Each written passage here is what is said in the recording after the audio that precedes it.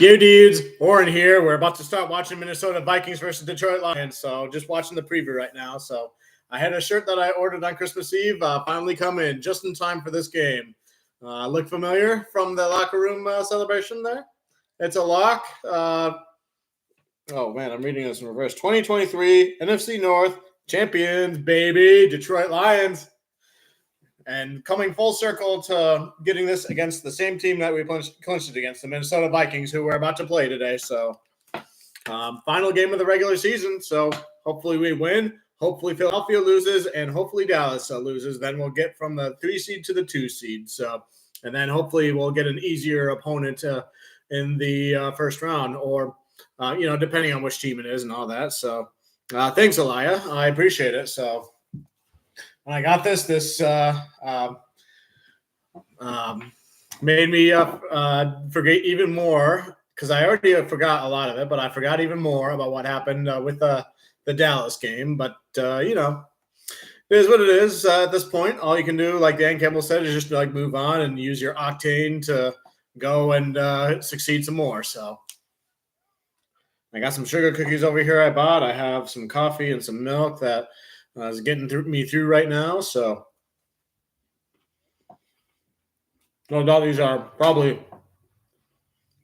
I don't want to say they're leftover from Christmas, but, people still in the winter spirit, I guess.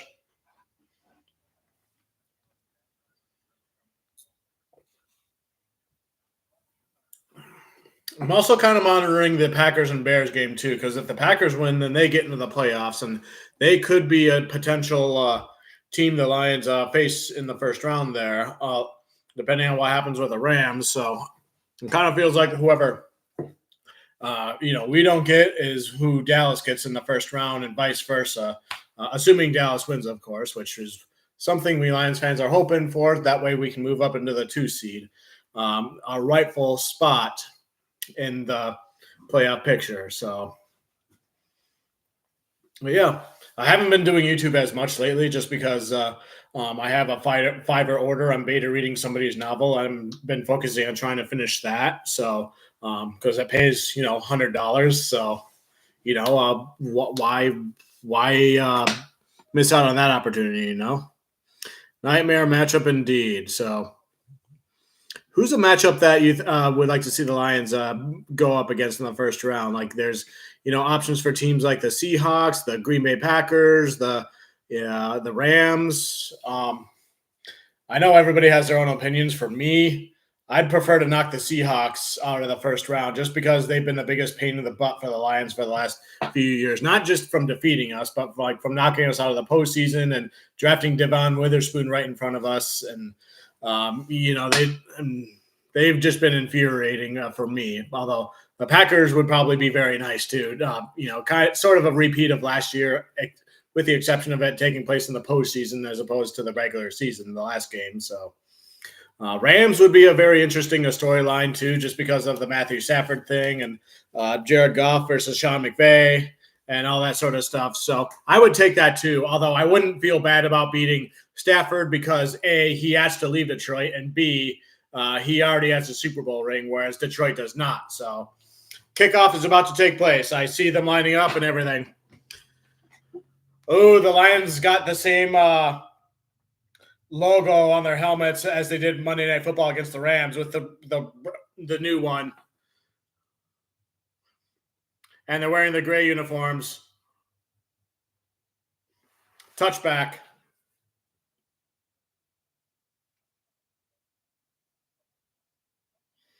Do we think we'll beat the Bears? We beat the Bears once, and we lost to the Bears once earlier this season. I think the Packers are going to have a lot tougher time against the Bears than they realize, because nobody seems to realize the Bears' defense is actually really good now. Like, we Lions fans realize that from playing them. Like, some people think it was just Goff and other people and their miscues. Montgomery goes up for 3 yards there. And the Bears defense has been doing that to a number of other teams. They were neck and neck with the Browns, and back when the Vikings had the fewer injuries, like their defense did a good job against them. So I think Green Bay is going to have their hands full today. So I'll probably be watching that game right after that, although I'm not sure if I'll live stream it yet. So Goff drops back, processing, under pressure, gets rid of the ball, out of bounds. 3rd and 6 now. But yeah, lots of stuff to pay attention to today for sure. There's a number of teams resting their starters. Detroit claims that they're not one of them. And so far they're playing everybody right now. So if they get out to a good enough lead, they might put some people down in halftime. That's my guess, but they want to win this game. They want the 2 seed. All right, Goff gets the snap. Processing. Pass up the middle. Dropped for Laporta, incomplete. 4th and 6. That was good coverage by whoever was covering Laporta. I won't lie. Josh Patelis is that Vikings guy name.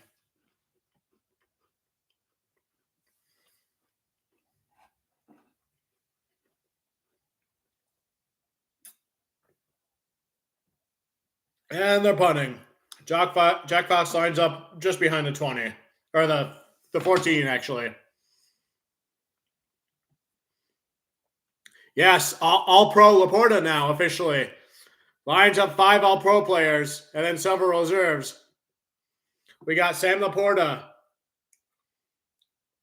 Oh, bounces, ends up at the 9.5. So pretty decent pump by Jack Fox there. He's always done a good job for us.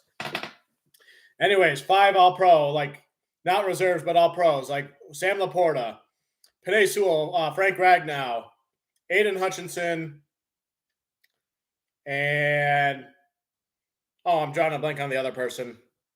Oh, yeah, Jalen Reeves-Maven for special teams. He deserves it, too. Like, he does a good job. I did think St. Brown was robbed, but, wide receiver was crowded. 1st and 10 for the Vikings at the 10. The quarterback is on the shotgun. I think it's not Mullen. Oh, they tried to leap over him, and then they tackle him out of bounds. Almost to the first down. Josh Oliver was the ball carrier there.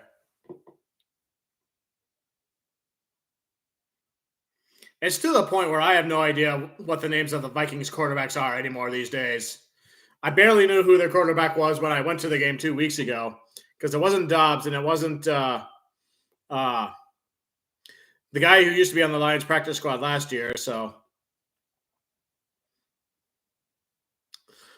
okay, that was a first down. Now it's at the 20. They hand off. Get about a couple yards there. 2 to 3 yards.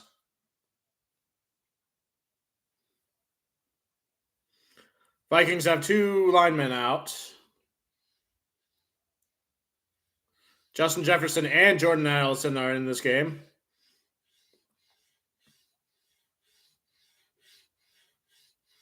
I also want to point out NFL's YouTube channel, when they announced the all-pro players, they got every position group and they cut out the NFC offensive line, which had both Detroit offensive linemen on there. So what's that all about? They hand off the ball, and he's going to get a first down at the 30. So Minnesota is moving the ball. They have a couple first downs already, while Detroit was not able to get a first down. So game just started, so it's no cause for concern yet.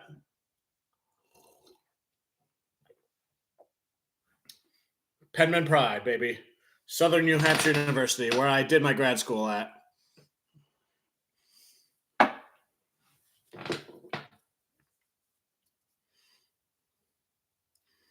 All right. We're at the 32.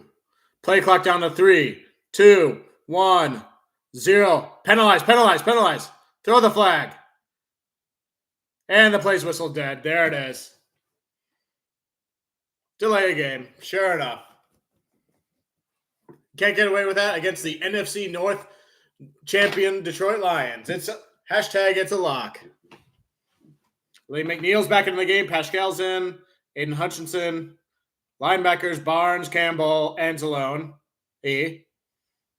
Secondary, Cam Sutton, Brian Branch, Afati Malafanu, Kirby Joseph, Kindle Vidor. So no sign of a CD Deuce, formerly known as CJ Gardner-Johnson. I imagine he's playing in this game, but he's probably rotating in, which is smart, even though he probably doesn't like it. Anzalone gets a tackle there, getting up to 3 yards, trying to get around on the outside. And there's lots of chirping going on between Jefferson and, it appears, Anzalone.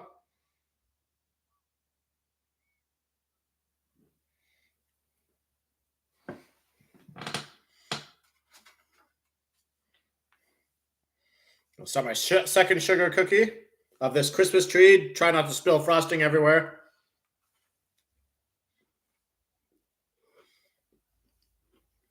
Pass, complete. Getting about 5 yards there to Osborne. Malafanu tackles him.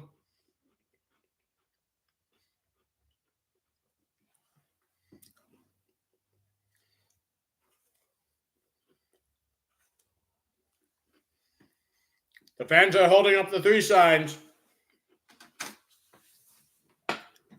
That is a one souvenir I wish I was able to get from Ford Field, but apparently they hand them out to people in certain sections toward the front, and then they give them back. So 3rd and 4 at the 37.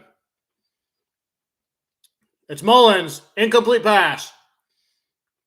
Intended for Osborne. Mullins is the quarterback.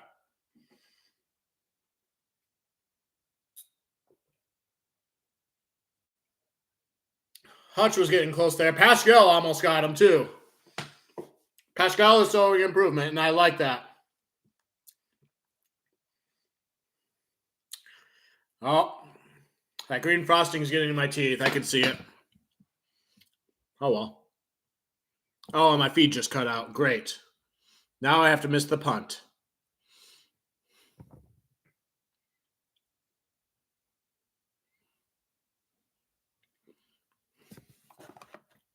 I'll check the play-by-play on ESPN to see what happened on the punt.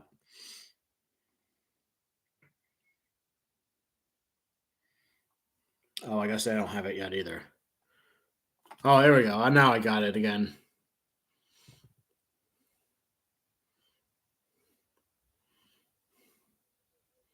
Oh, it looked like it was a really good return from Khalif Raymond. I'll just wait for them to say it to confirm it.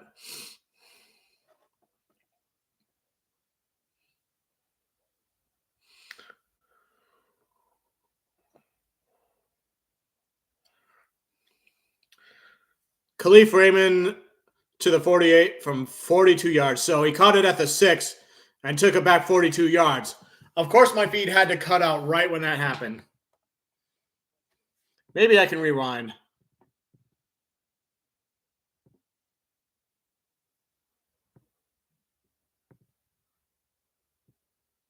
No. Shoot.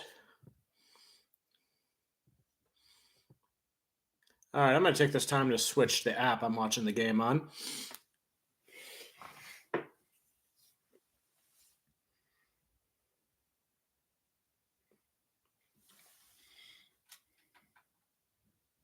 But yeah, I really love really good special return plays from returners. So I'm kind of ticked that my feed cut out right when that happened. But it is what it is. I'll find it on a replay eventually.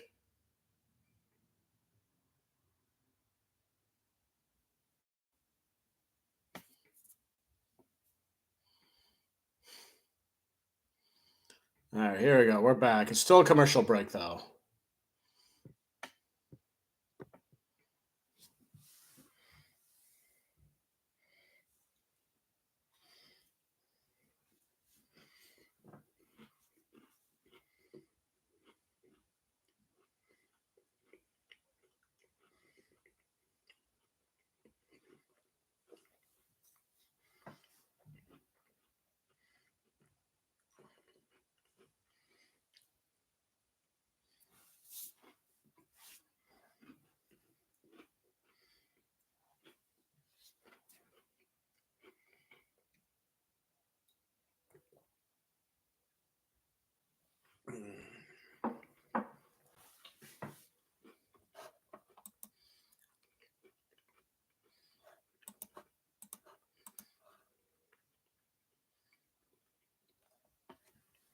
Oh, they're showing the replay.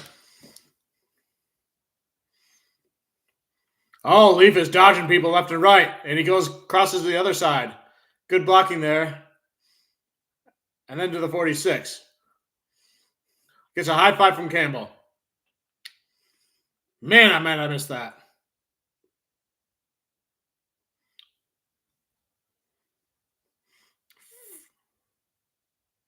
70 reported as eligible.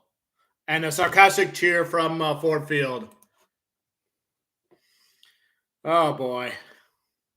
Can't blame him there. Goff, pass. Pass to St. Brown. First down and much more. Breaks a tackle and goes out of bounds. All the way down to the 20. How many yards was that? That was a lot. 13 yards. St. Brown said he was pissed that he wasn't on the All-Pro team, but as an alternate. So I guess it's starting to show here. I wonder how he feels about like the Lions fans being like happy that Amon-Ra St. Brown is pissed at something, because we know that it will make him play better. I wonder if he ever addresses that on the 33rd Team podcast with his brother. Quick pass to the side to St. Brown. He's bulldozed his way to a first down and more. It'll be first and goal down at the 5. Oh, yeah. He's playing like he's pissed off, I guess. There's a dump-off pass, St. Brown, to the left side. And there was 2 blockers that did their jobs. Dan Campbell will emphasize blocking there, even from wide receiver types. And that's how we get big chunk yards.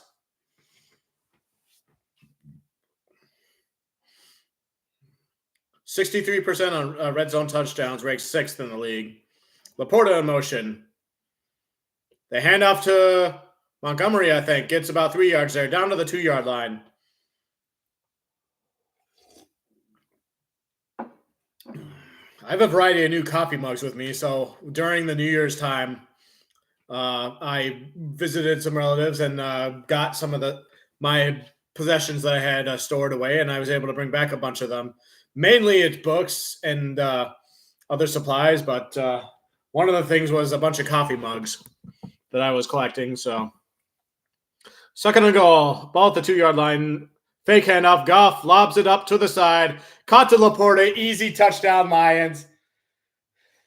Sam Laporta once again, or as I've always liked to call him, Superman's chin. All is right with the world when the Lions score a touchdown. Oh, he actually tripped off the line of scrimmage on the player, and then he got back up, and that's funny. He could trip, and he still catches a touchdown. We should make that trending. Sam Laporta could trip at the line of scrimmage and still get a touchdown pass. Extra point is up and good.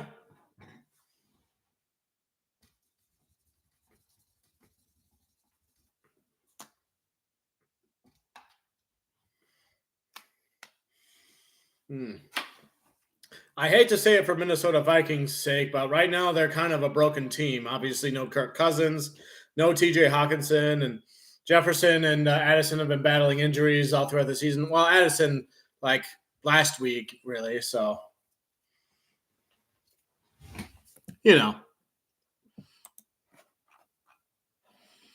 Checking the other scores right now, not much action. Atlanta's the only other team that's scored a touchdown. Well, Tennessee has, but Jacksonville also has a field goal in that game. Tennessee's beating Jacksonville 7-3. Imagine if Jacksonville loses its game and they lose the division after being one of the dominant teams for most of the season. Who would it be? The Houston Texans being the division winners?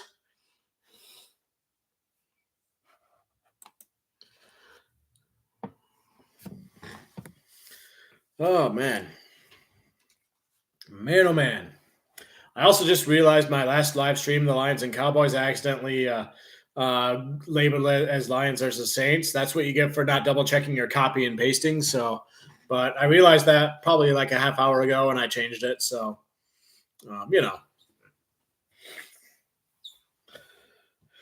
Oh, man. Last regular season game of the season. Such sentimental feelings. especially for me, because right around this time last year, I went to the Lions' last game of the season when they were in Green Bay, and uh,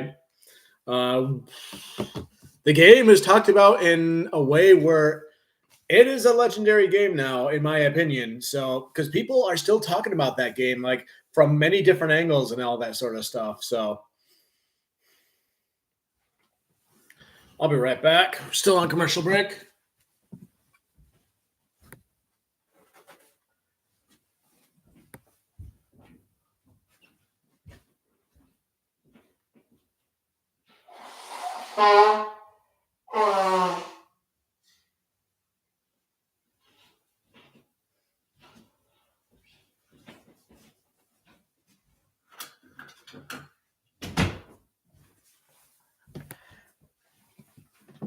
Oh, James Mitchell and Sam Laporta celebrating on the touchdown.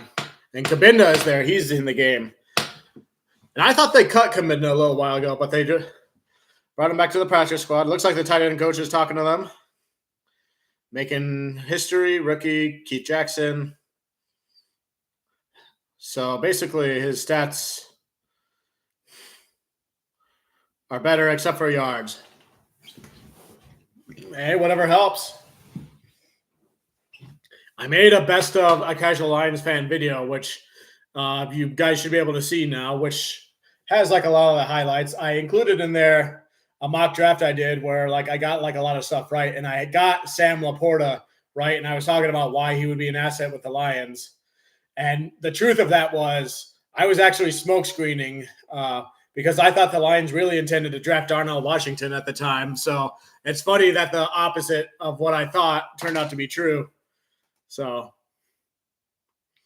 1st and 10 for the Vikings at the 25. Number 3 in motion. Fake handoff, and he gets sacked. Gets brought down by Jack Campbell on the blitz. Jack Campbell, baby. The real Superman of the team. A good old boy from Iowa.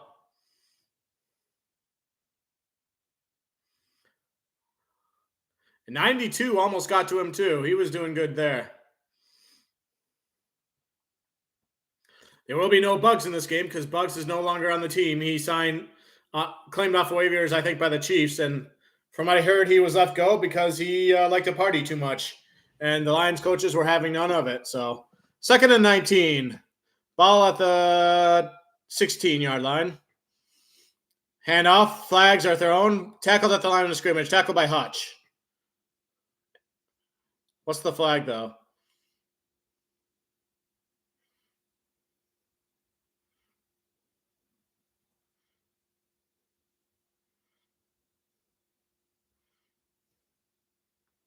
Tell me what the flag is.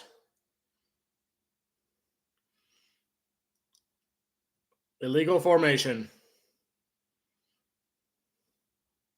on Christian Darrisaw.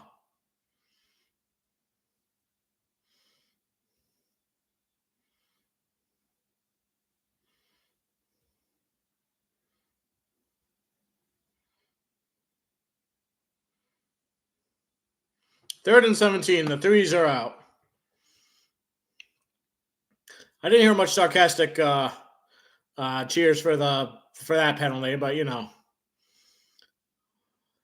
Processing, dumps off to the left, and he won't get enough for the first down. Gains about 5 yards there. Tackled by Germ. He's having an impact on defense for us, even though he's our special teams guru.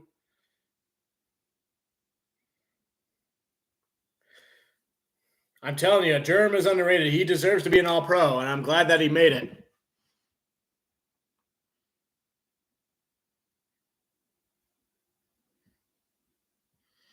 I imagine the Vikings will have to punt now, and yep, punting unit is out.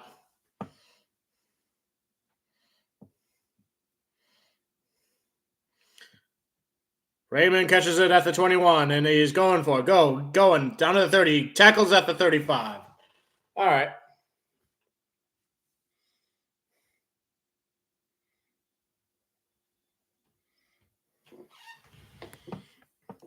Commercial break. Lions offense going to take the ball when we come back. Get the ball on offense. I did hear rumors that Goff was close to a contract extension at right around this time. So personally, I want to see how Goff does in the playoffs for us before any contract extension to sign, because Goff has been to a Super Bowl before, so you want to see us go a deep run with a quarterback before even thinking about extending them. But we have Hendon Hooker on the team who can develop and could potentially be a really good quarterback too. So the question is, do you extend Jared Goff? And not a knock on Goff or anything, because he's been great for us and he will continue to be great for us. So my only concern is, like, if we extend him and give him more money, then how are we going to be able to resign all the other productive players that we've drafted over the last couple of years? Penei Sewell, Amon-Ra St. Brown, Aleem McNeil, Aiden Hutchinson, all those type of players, because, those type of decisions are going to have to be made soon. So, and then they might think if they want to keep all those guys, then the guy who has the highest salary on the team might have to go for that. So then again, Goff has done some good things for us this year and last year. So yeah, it's a double-edged sword. But I want to see how Goff does for us in the playoffs before how much success we have in the playoffs before that. So.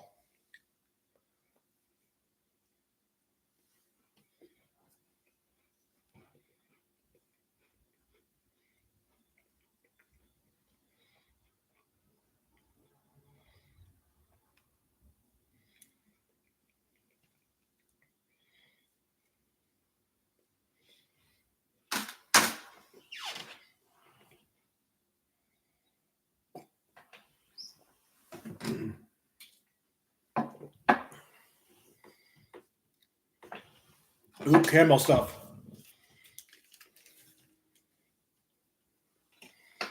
His octane speech is what they're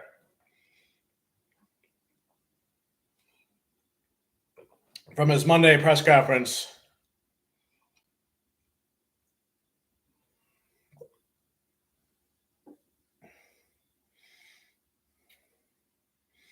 Bouncers start talking, take away his lines, can compete with anywhere, any place. They proved that against Kansas City all the way back in week 1. Any place except Baltimore, apparently, because nobody, I guess, is able to compete with them there, except for Pittsburgh and Cleveland. Anybody in their own division. Everybody else is like a sitting duck to them.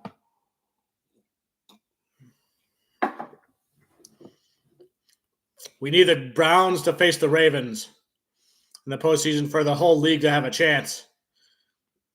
St. Brown gets a first down there. Gets through the corner and out of bounds. They try to blitz, but Gibbs was able to double them, like block one into the other. It was one of those things that was perfectly aligned there. Yeah, I didn't think Gibbs had much blocking skill, but he did a decent job there. 1st and 10 at the 44. Goff processing. Passes out to the other side. Laporta catches it. Gets just 1 yard short of the first down. Stopped by Andrew Booth Jr.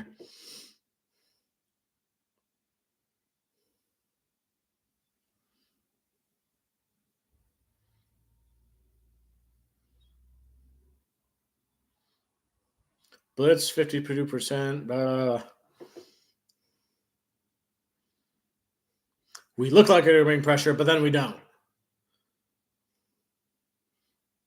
Only rush 3 or 2. 2nd and 1 at the 49. Lions are on the line. They're giving it to Gibbs. Break it through. Oh, it goes nowhere. He tried to kind of go around when his area was blocked, and then tried to go around, but then there was nowhere there either. It happened a lot in Dallas where Gibbs was tackled a lot in the backfield. So whoever is responsible for the blocking for those type of plays, hopefully they've improved by now. But now it's 3rd and 1.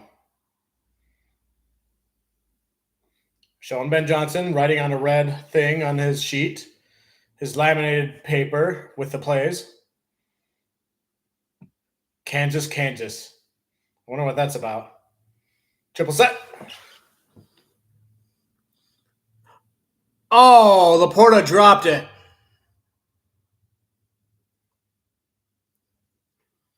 Did they go for it here? Goff is not leaving the field.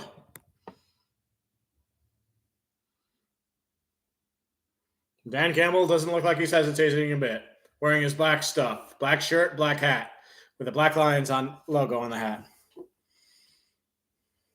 Showing the darkness of his soul of getting robbed last week. Yeah, they're going for it. They're going for it. Gibbs in the backfield. Goff under center. In motion. And Gibbs gets in. First down. Man, they have confidence in their offense. Do we think both Gibbs and Montgomery will make it to 1,000 rushing yards after this game?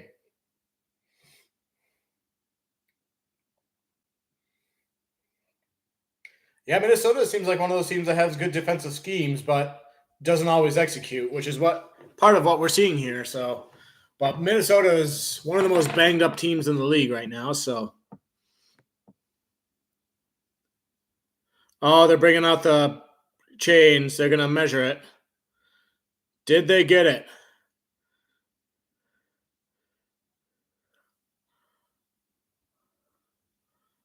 Just enough.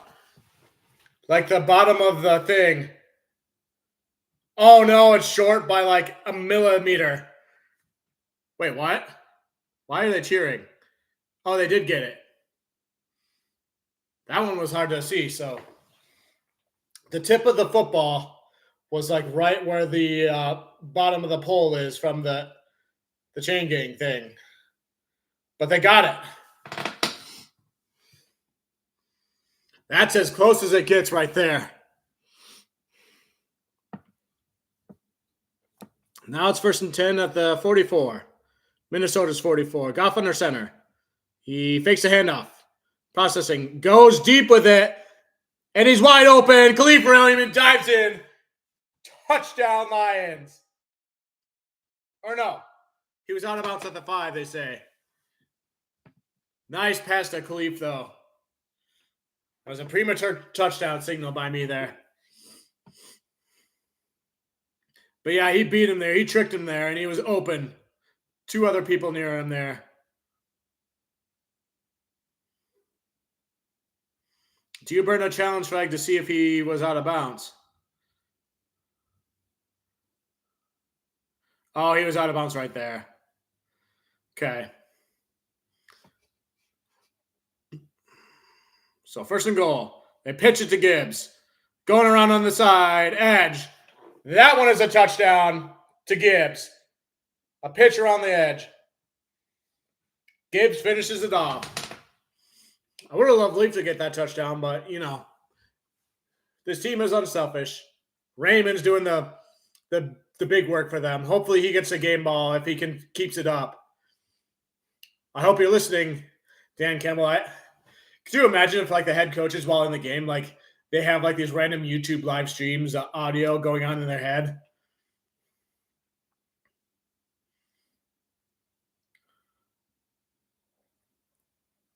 The extra point is no good. It looks like it might have been tipped.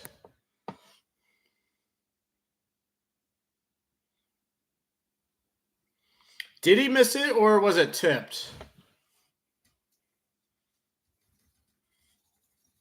Dang, they cut Patterson because he missed 2 extra points in a short amount of time, so.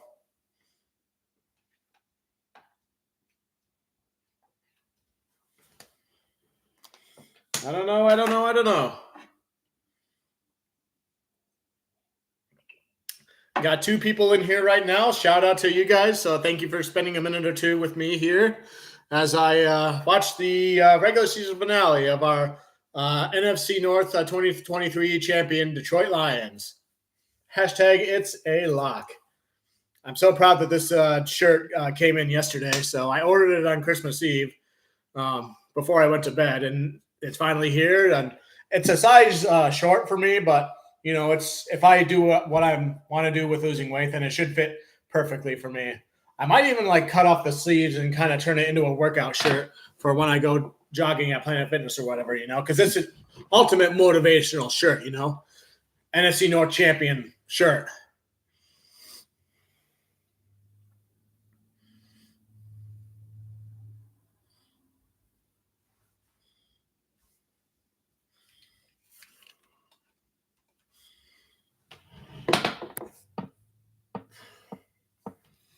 All right.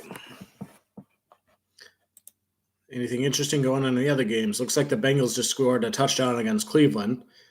That is a shocker, considering how good Cleveland's defense is and how the Bengals don't have Joe Burrow. The Jets have a field goal against the Patriots. Atlanta's up 14-7 against New Orleans. Other than that, not too much going on.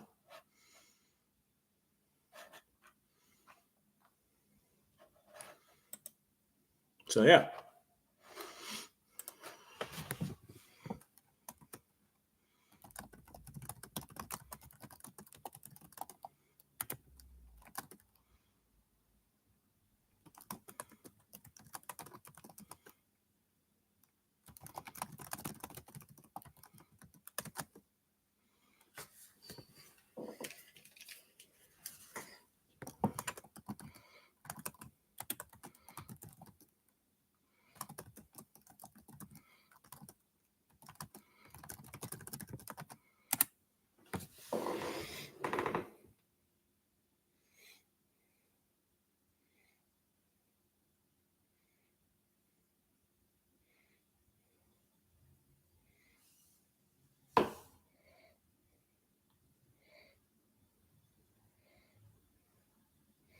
And they do the kickoff out. They bring it out to the 20. They're highlighting all the drafted players since the Campbell Holmes era started.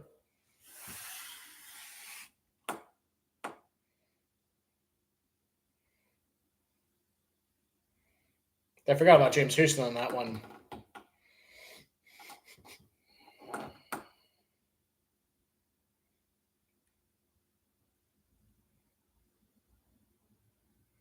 They didn't mention Rodrigo there either. He's done some good stuff. Vikings pitch and going around the right side, and he's breaking through. He gets a first down. Past the 30, going to the 34.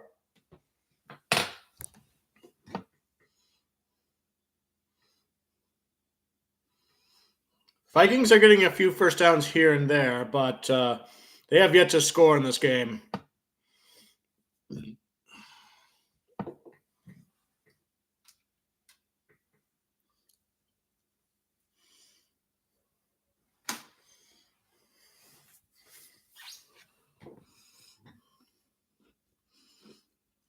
Oh, he breaks through again and gets another first down.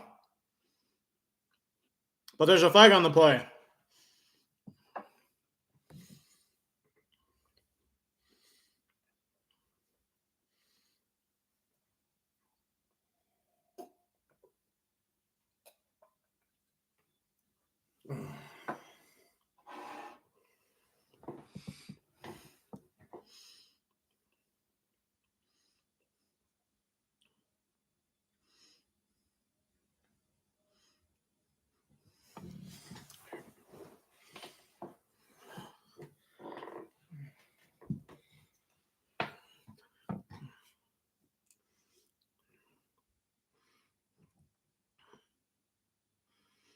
Oh, and he almost got sacked, and he throws it out of the way, incomplete. Who was that? Is that Pascal? Paschal? I think it is. Yep. He's doing good things. I like to see it. What are the refs talking about? It's not going to be roughing the passer, is it? Why are the refs in deep discussion?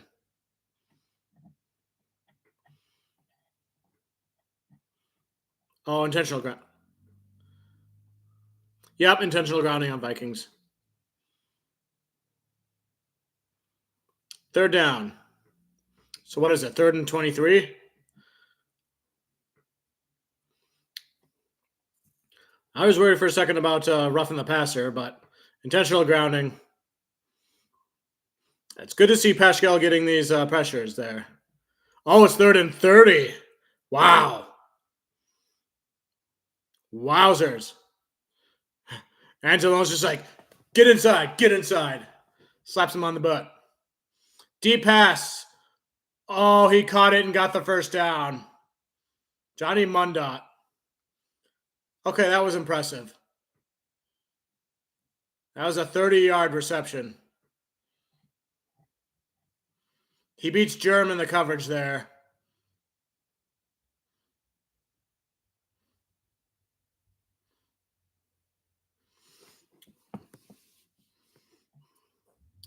First and 10, Mullins and shotgun. Processing.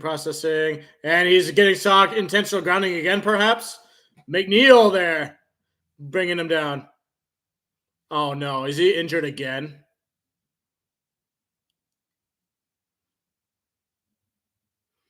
It's nice to see him back, but don't get injured getting in there too soon. Yeah, he almost got him on the sack.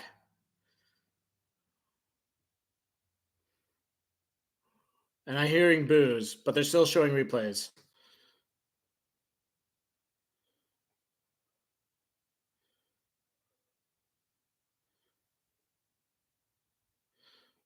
First and 10.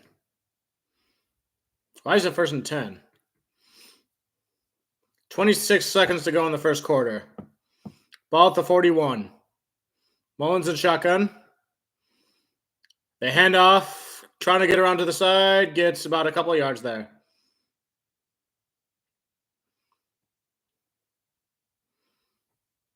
Clock is running. 15, 14, 13, 12.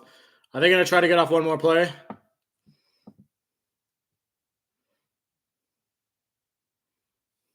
Oh, no one's Lions on the left side.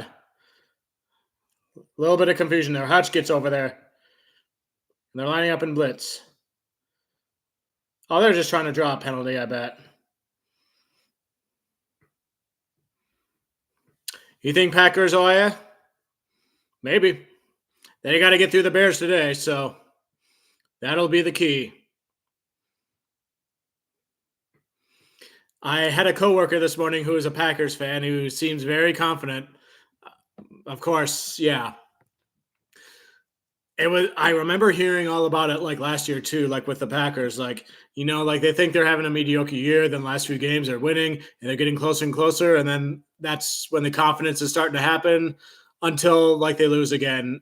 In that case against the Lions last time, and then early this season when they lost to the Giants. So I mean, yeah, what else do you say like if your team is in that situation, but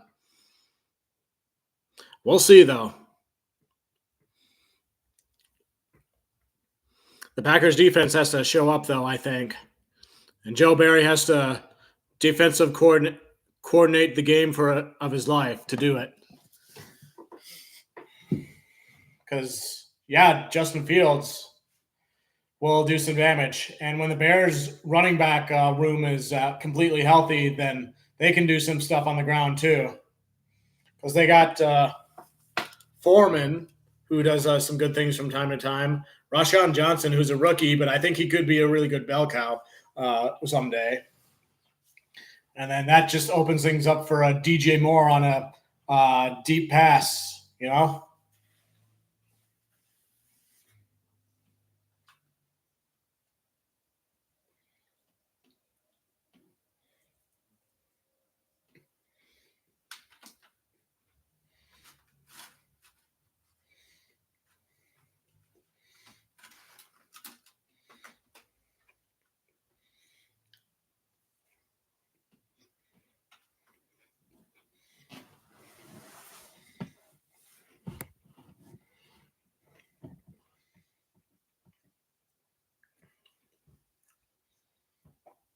Still on commercial break.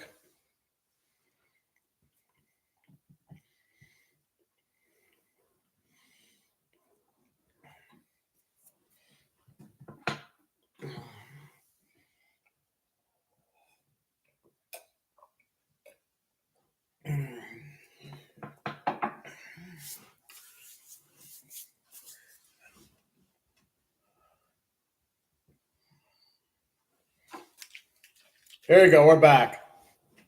3rd and 8. Start of the second quarter. The threes are out.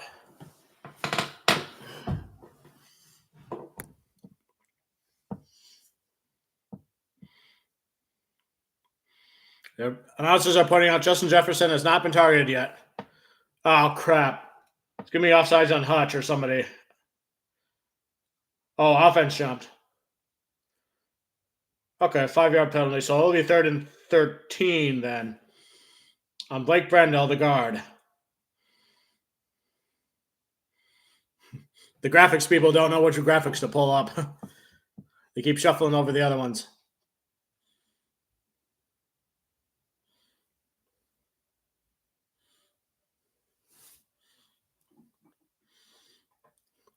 Mullins in shotgun. Takes the snap. Oh, Hutchinson trips. Gets it to Jefferson underneath, but tackled by Angelone right at the 50. Not enough for a first down. Just bear wrestled to the ground right there.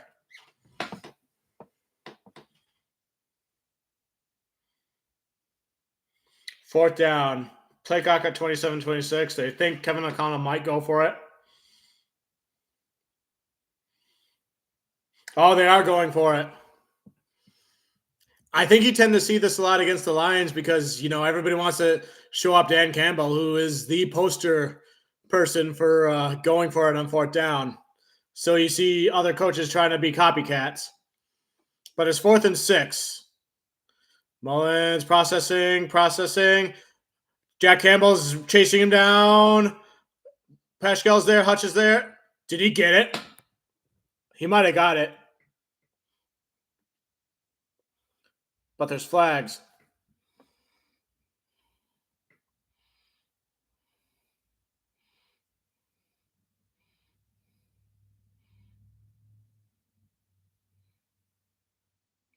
Illegal contact on Vildor. So they do get the first down.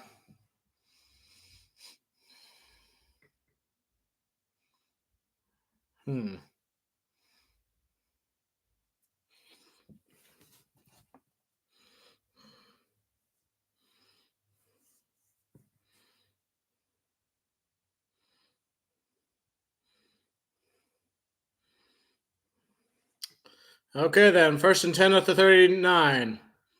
Mullins and shotgun. No sign of blitz. Oh, they're going deep with it. And he misses it. Addison misses it. Bounced off his hand.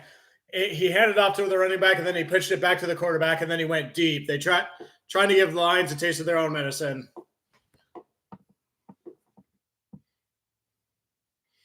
Kindle Vidor on the coverage.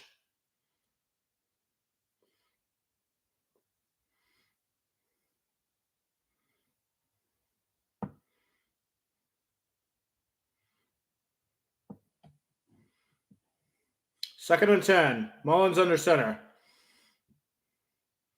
They hand it off. Gets about 3 yards, 4 yards there. Campbell on the tackle.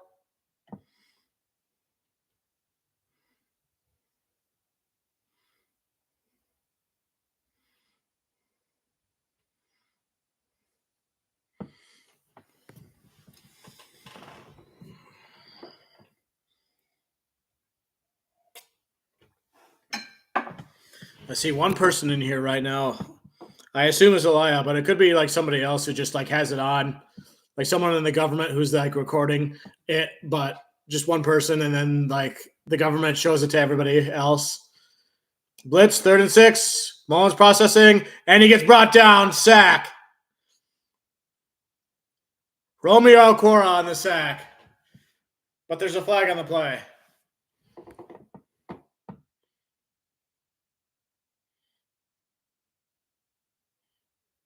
Holding defense on Branch. Automatic first down.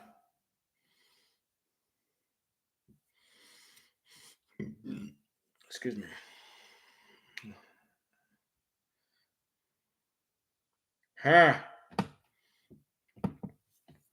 Lions defense making a bunch of little mistakes so far in this game.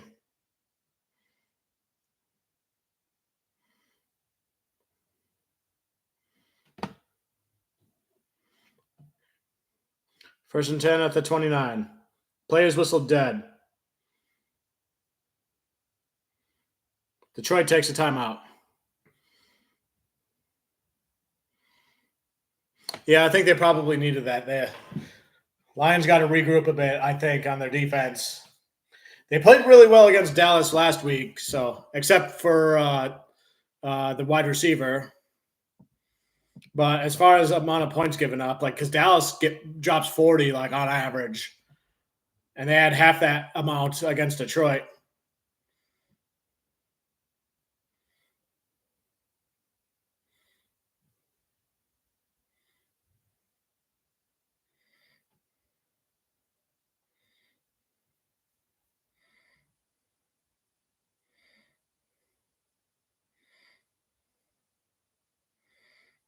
Talking about how the Vikings took Kirk Cousins for granted, and they realized how much they missed him. First and 10 at the 30. Mullins processing. Pass down the middle. Jefferson catches it. First down and more, and he's taken down at the 8.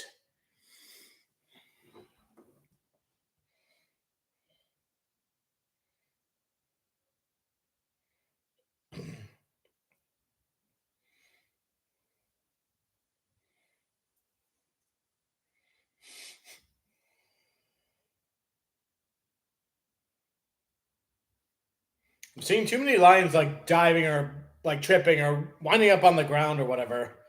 But it's first and goal for the Vikings at the 9 or 8.5.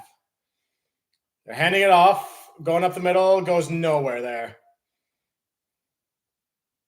Stuffed by Barnes. Campbell was there too.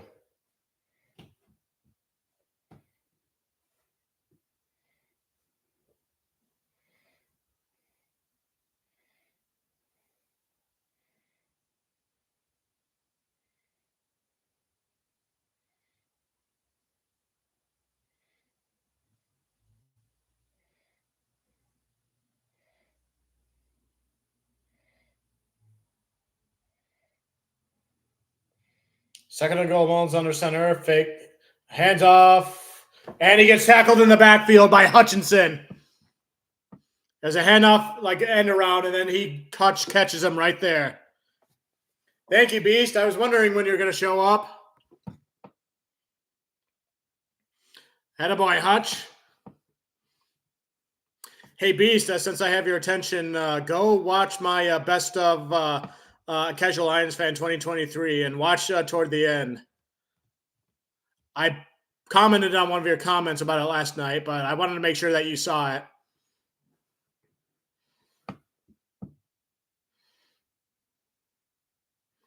Third and goal at the 20. My feed is kind of freezing up a bit there, but they get a delay game penalty. Oh, there's a funny thing about the ref there.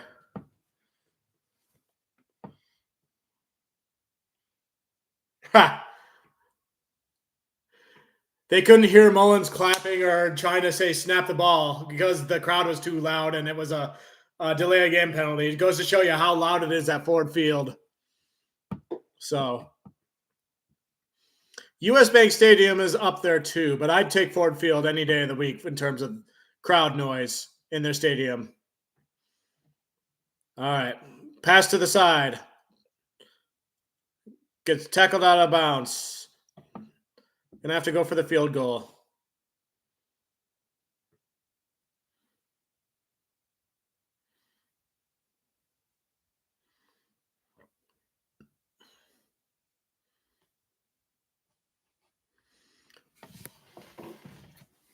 All right, my feed keeps freezing, so I might have to switch it to a different one. Just from checking my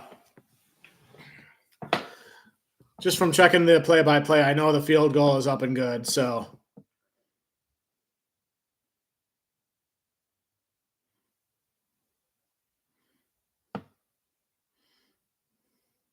but I still have to try to watch it though. Yep.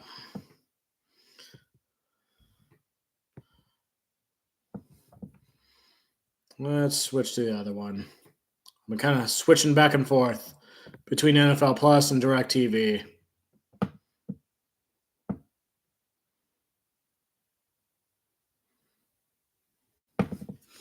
But yeah, Vikings get on the board with a field goal.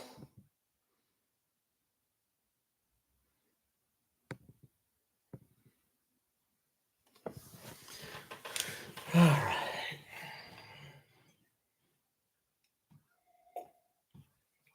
My coffee gets so cold so quickly. I don't know how I feel about that.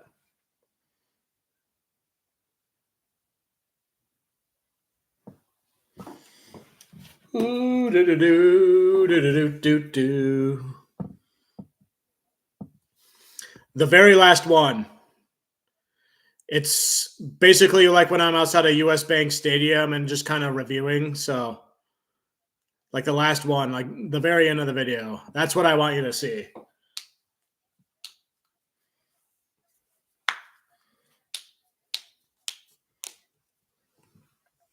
I think it's titled, the last one is just titled like NFC North Champs or something like that.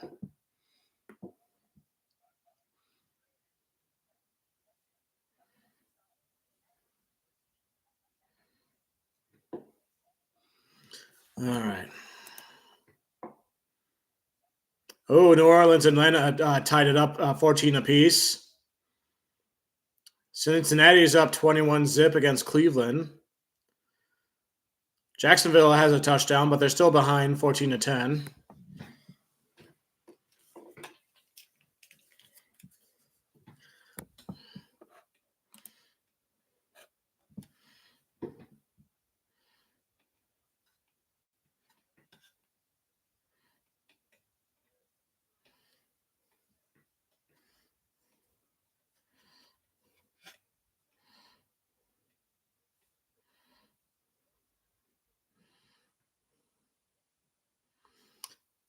Kickoff. Khalif. No, Craig Reynolds actually gets past the 20, down to the 26.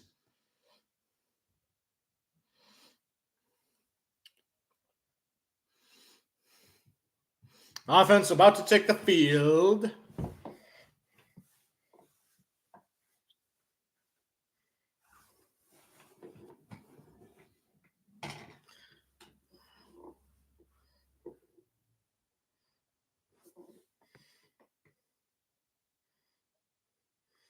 Yeah. Oh, that's when they're playing. Eagles and Cowboys play this afternoon along with the Packers. So I have 3 games to keep track of.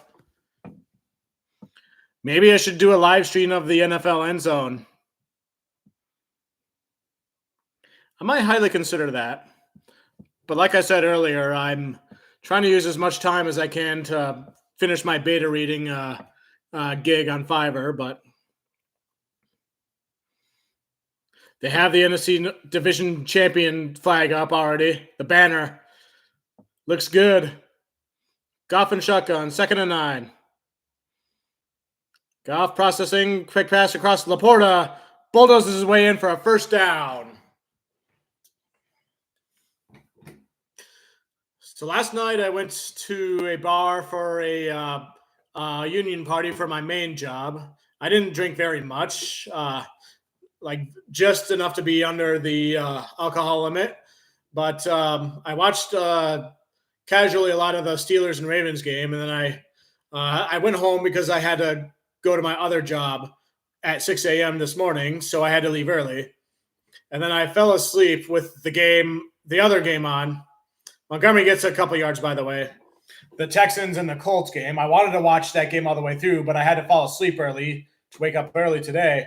And when I fell asleep last, I remembered the Colts had tied it up. And then I woke up this morning and found out there was like a critical drop, which resulted in the Texans win. So I was kind of deep down hoping that the Colts would win, just to help D'Amico Ryan's Coach of the Year case go down a bit so that Dan Campbell could get it. But I think Campbell could get it regardless, though. Goff going deep-ish. Out of bounds. That was 2nd and 8. Intended for Reynolds.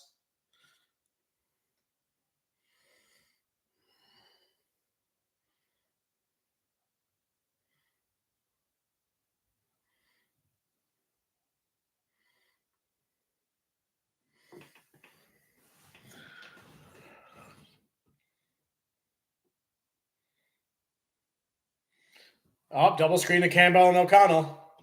One looks like a dude. The other one looks like a pretty boy.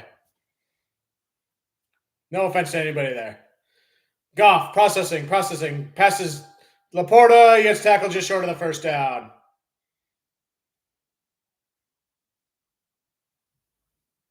And the Lions are going to have to punt.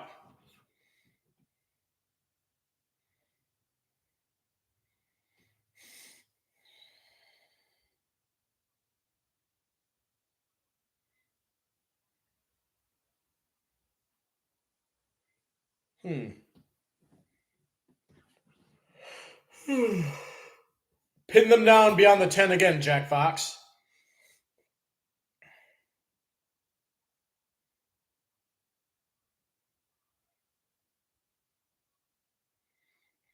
Calls a fair catch at the 10. Okay, maybe it went to like the 2. These punt situations I hardly understand. I thought he called a fair catch, but then like it bounced to the 2.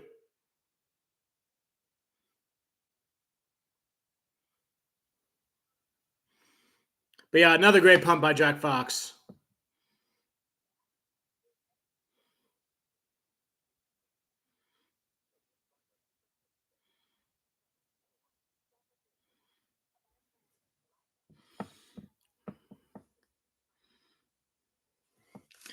Beast, to summarize what I was trying to show you with that video, I was basically trying to give you a shout out for being my most loyal viewer throughout the entire season by always like showing up to my feeds. So I don't.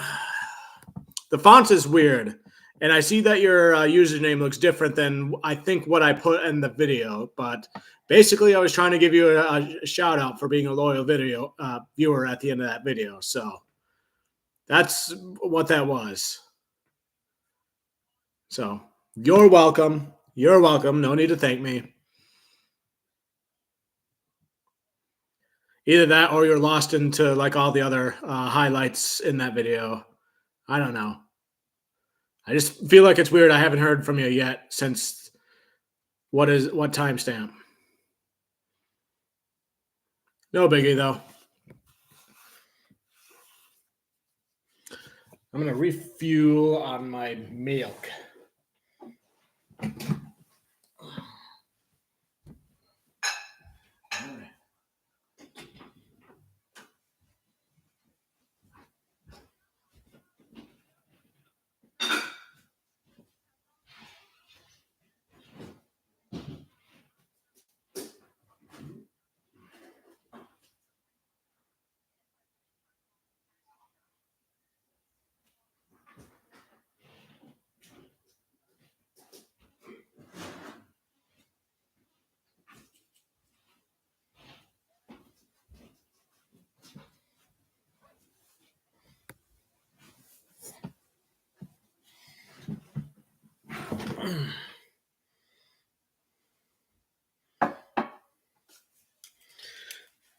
They were just showing playoff stuff.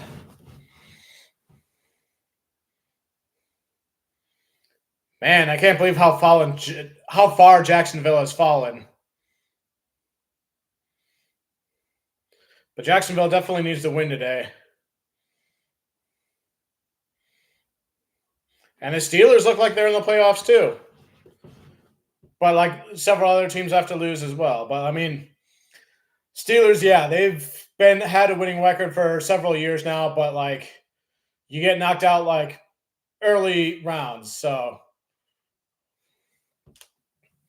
what's the point of having a winning record if you don't go far in the postseason, you know?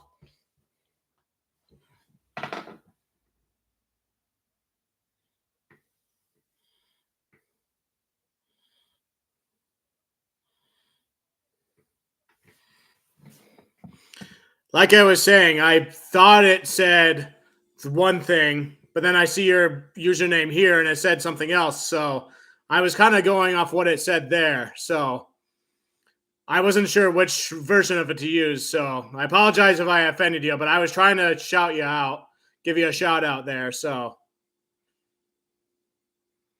But again, it's the font. The font I was using was very weird there, so it capitalizes some words, letters, and uncapitalizes some letters. So yeah, I figured so. I figured you would get it there. So ooh, a game break. Derrick Henry, 18-yard touchdown. Derrick Henry was my favorite running back for a while. And then the Titans started to become boring. And then it was like, oh, who else is there out there? A pitch. And Gins just short shy of the first down there for the Vikings. An O lineman is injured.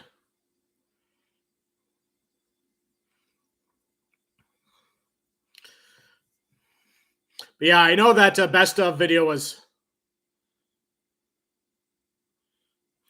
Yeah, you think he deserves it. He's literally carried that team's offense for a long time there. So, but yeah, as I was saying, that best of video was basically kind of recapping all my favorite moments from streaming and just from all the games I went to. And I figured I might as well put something together where if somebody's looking for one definitive video to kind of check out what I'm about, then they can just look at that one. So, I, from looking back at it and doing all the editing, I was surprised at how like thrilled I was when the Lions came back and beat the Bears. Like based on the reaction alone, that has to be like that's got to be like my favorite moment of the season based on the reaction. So I didn't realize I reacted that hard to that, and I forgot how cocky I was when the Lions were beating the Packers way back in Week 4, and yeah, it's just fun to go back and look at things like that. And then, yeah, I was mad at the Lions after Baltimore too, but I was especially mad at Penei Sewell for a key holding penalty that killed a drive. But and then the Lions and Saints game, like 3 touchdowns within the first 7 minutes. That was a quick one. But yeah. And of course, I reversed the Cowboys game and then the other Vikings game on purpose because I wanted the video to end on a good note. So you can obviously understand that decision. And then what else was there? My Jack Campbell jersey arrival, and then the mock draft I did just before the mock draft where I predicted them drafting Jack Campbell and Sam Laporta. Although I mentioned in a different video, when I was talking about Sam Laporta, I was actually smoke screening because I thought the Lions really wanted to draft Darnell Washington. And I was afraid of like some rival GM seeing my video and thinking, oh, that's what the Lions are trying to do. Let's draft Darnell Washington so that the Lions couldn't. So, but what I was saying actually was their intention all along. I could tell. So, and then, yeah. And then me at the casino, I thought was like really funny just because I was like really drunk there. I got there like 3 hours before the NFL draft started, and I was already really not sober by that point. But then I went back and looked at that video because I knew that those YouTubers would be there. And then I found myself in the background. There's a similar story too. Like when I was a teenager, I was a big Detroit Tigers fan, and the MLB All-Star Game in 2005 was taking place in Detroit. And my family and I were lucky enough to get tickets to go to that game. And then I was getting Sports Illustrated. I had a subscription to that magazine, and I got one. It was like gray skies, but Tiger Woods was on the cover, and I flipped through, and there was like pictures of the All-Stars like coming in on a parade wearing all sorts of bling and colorful outfits. And then I saw myself in the background of a picture of Dontrell Willis. And then like that was my claim to fame forever. Oh, sack. Hutch gets another sack. Is that his second sack of the game? No, he didn't have a sack earlier, did he? It's really hard to keep track now. I think I'll check in a second. But yeah, Hutch is getting up there in sacks, although he did say on the 33rd podcast with Amon-Ra St. Brown, he believes sacks is kind of an arbitrary stat, although he does, whenever he remembers games, he always like references like the sacks of those games. So, he's an all-pro player though. Mullins. Oh, incomplete to Jefferson. It'll be 3rd down. All right, Beast, I'm going to catch up on your comments here real quick. Speaking of players leaving, guarantee JJ will want out of Minnesota if they don't resign Kirk. Don't think the organization is going to do anything slick to trick him into staying. Yeah, I mean, if your intention is to resign Justin Jefferson, then you're probably going to need as much money as you can get because you've already resigned TJ Hawkinson to a decent contract extension. So I think the Vikings are going to be one of the teams that are going to try to draft a quarterback, though. That just makes the most logical sense, I think. 3rd and 18, passes caught, but not enough for the first down. Down at the 36. Yes. Carr and that situation with the Raiders. Definitely agree there.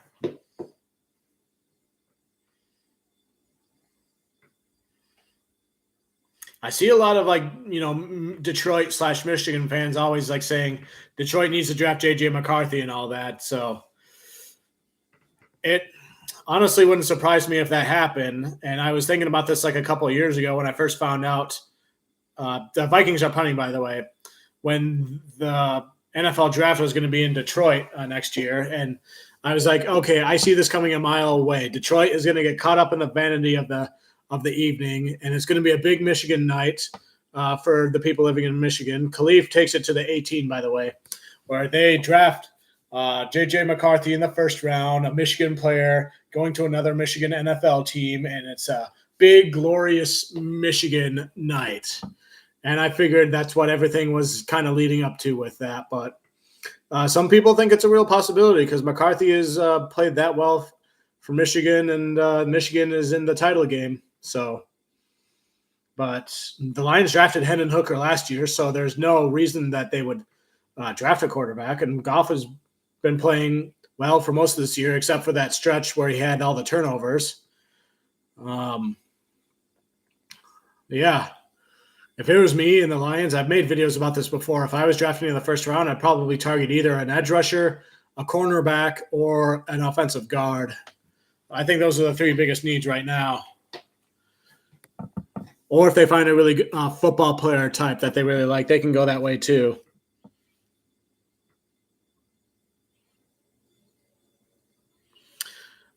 Yeah,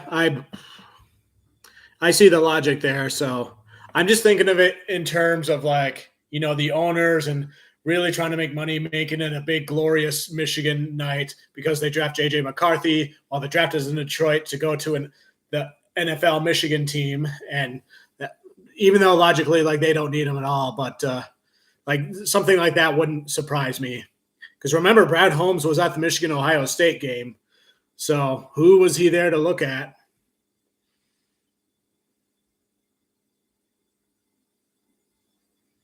That could be too.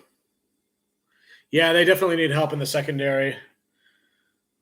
So I was saying that they needed help at edge rusher because especially after watching Lamar Jackson in that game, but I'm seeing Pascal really step up in certain instances. So maybe he develops and becomes really good there too. But players like Charles Harris and then like the Aquara brothers, I don't think we should be putting our faith in those types anymore.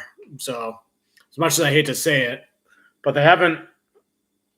I think a lot of us diehard Lions fans underestimated the edge rusher core and the defensive interior core quite a bit.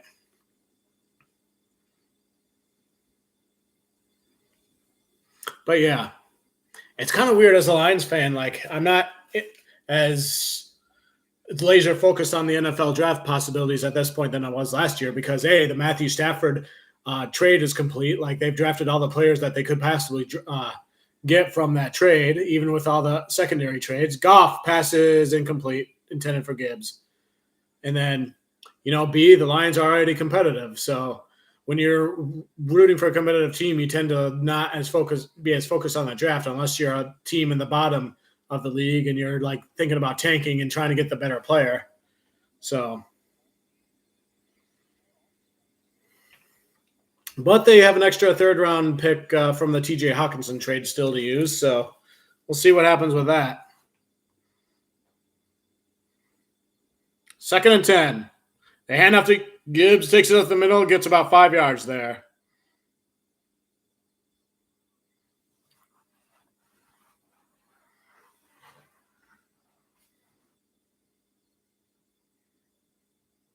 I need to update the scores and the quarter. It happens to me every game. Stand by. Just as we get to the 2-minute warning.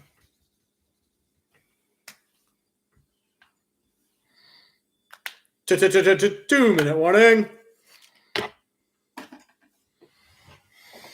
Oh, man.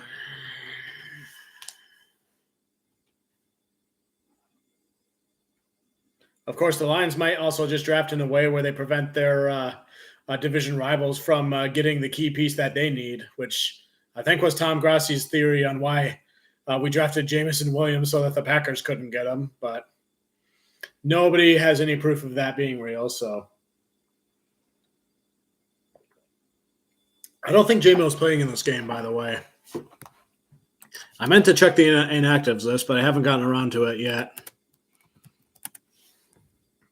I'll do that right now.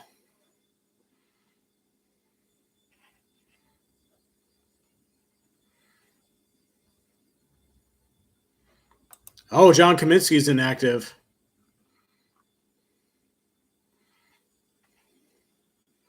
I think I might do a video at some point in the near future about like which another one about which like Lions interior defensive line players and edge rushers are worth keeping around, and which ones, Kaminsky's a healthy scratch.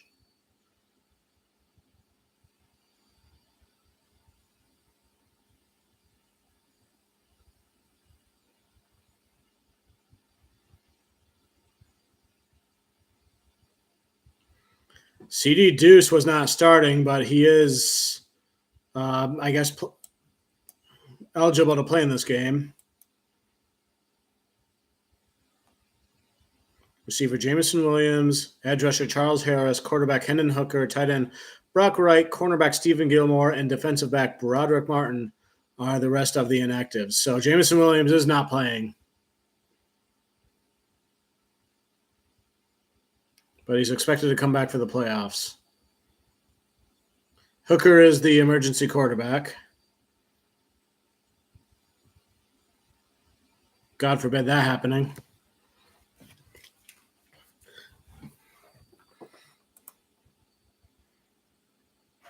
Okay, do whatever you got to do, Beast.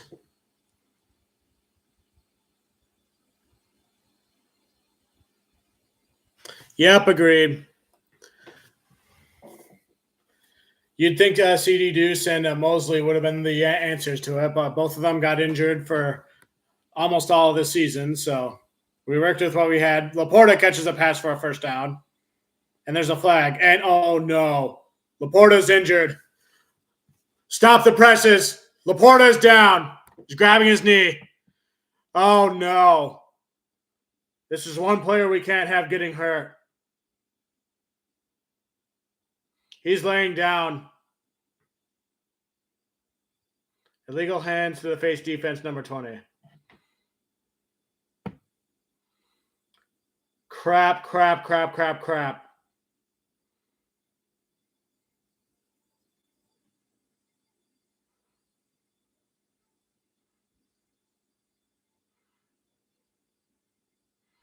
The announcers are blasting Dan Campbell for playing these players when they could have been resting them.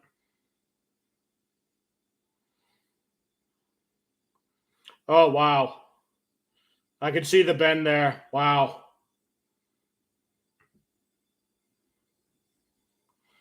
Hopefully the injuries.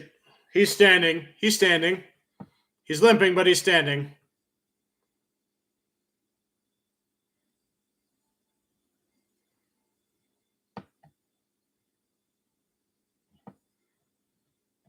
He was just named to the All-Pro team, too.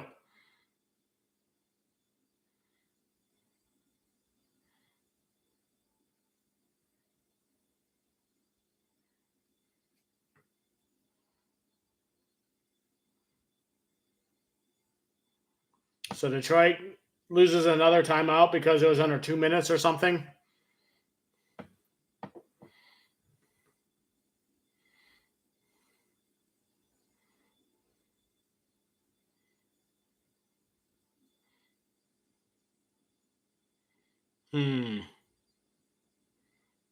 They hand off to Gibbs, runs it up the middle, gains 8 yards there. See, my nickname for him is Superman's Chin.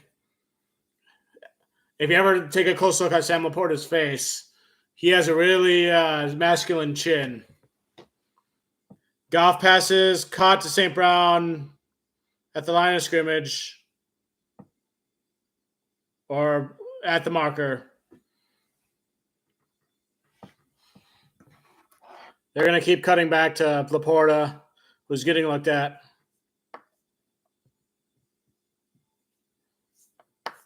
Third and 1.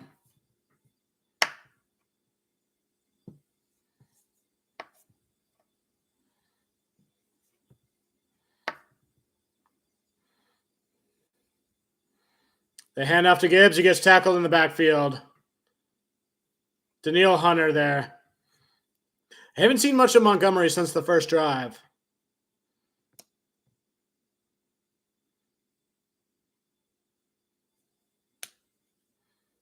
A timeout is called. I think it was by the Vikings.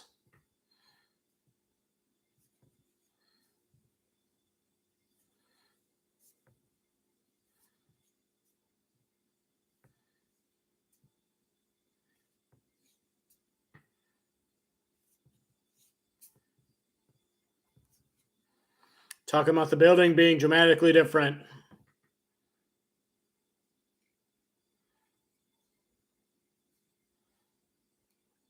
I wonder if Dan Campbell's going to take some flack for this now that we see what happens to Laporta. Lions are going to punt. The line of scrimmage is at the 35.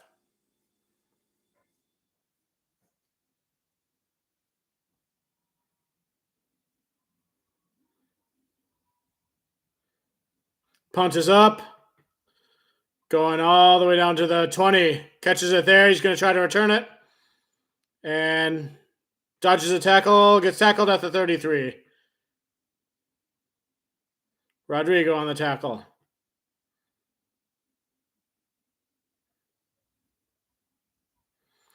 Yep, looking for any updates that I can on Sam Laporta. Hopefully he's all right, especially in time for the playoffs.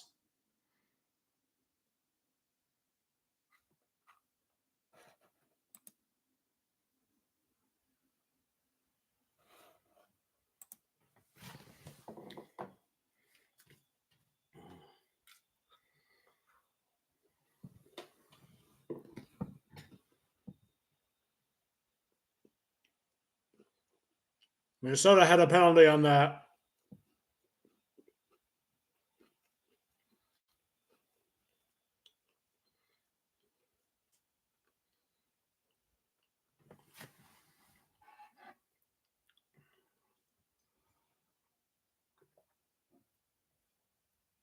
The Lions already have Brock Wright, who's out, and now Sam Laporta is getting looked at. So James Mitchell is probably the tight end that they're turning to. Maybe even Jason Kabinda, who I did see in the game earlier.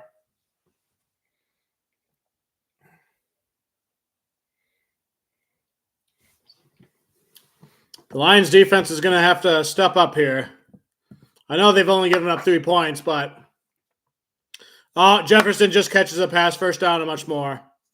See, that's what I'm talking about.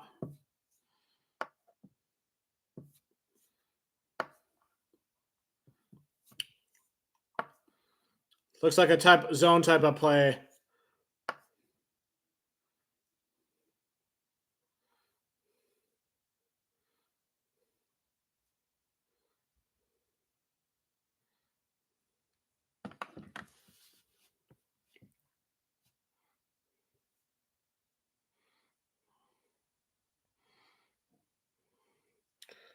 Jefferson catches it for another first down.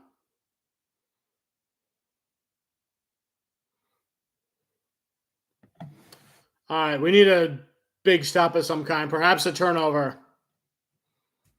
Kirby, iffy. You guys have been doing good at interceptions against this team a couple weeks ago. See if we can get another one. Dump off to the other side. Another first down out of bounds.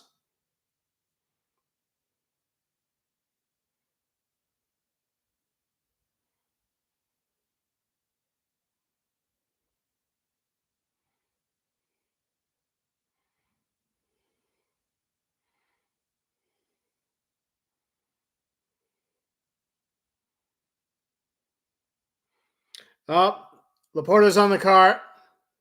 Going to the locker room. He's like sitting upright and kind of there, so.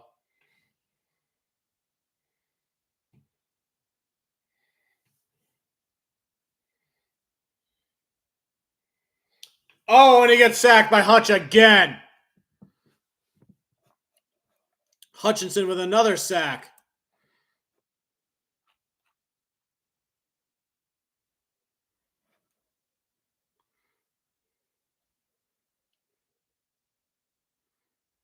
Woo. So that's his second sack of the game, but his third tackle for the loss. Hutch is like the student who is cramming the night before for an exam. It's like, oh crap, I got to get my sack numbers up. So 3 in the last game, 2 in this half already. 32 seconds to go in this half.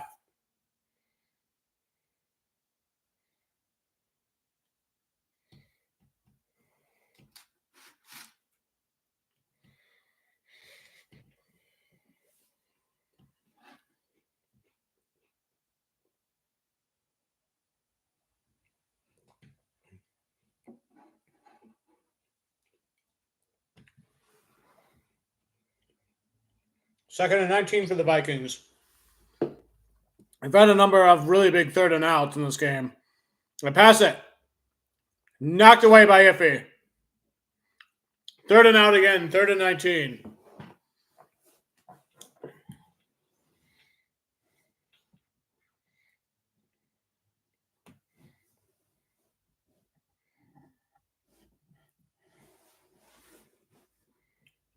Ooh.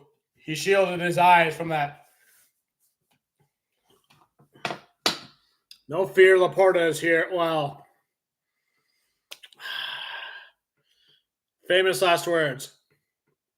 Third and 19. Mullins and shotgun. Running back staying on his left. Quick pass up the middle. Not enough for a first down. 5-yard gain, though. Campbell on the tackle, though.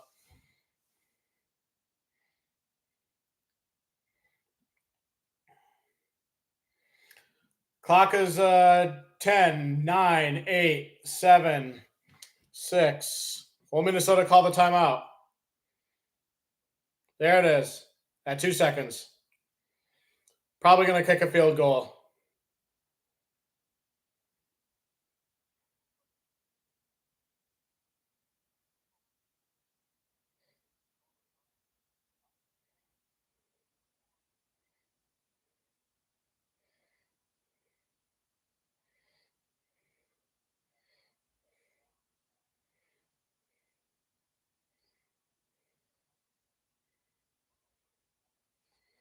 Campbell's talking to somebody who I haven't seen before. Maybe a trainer?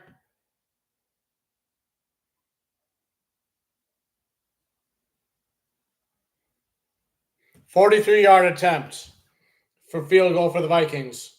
Greg Joseph, the kicker.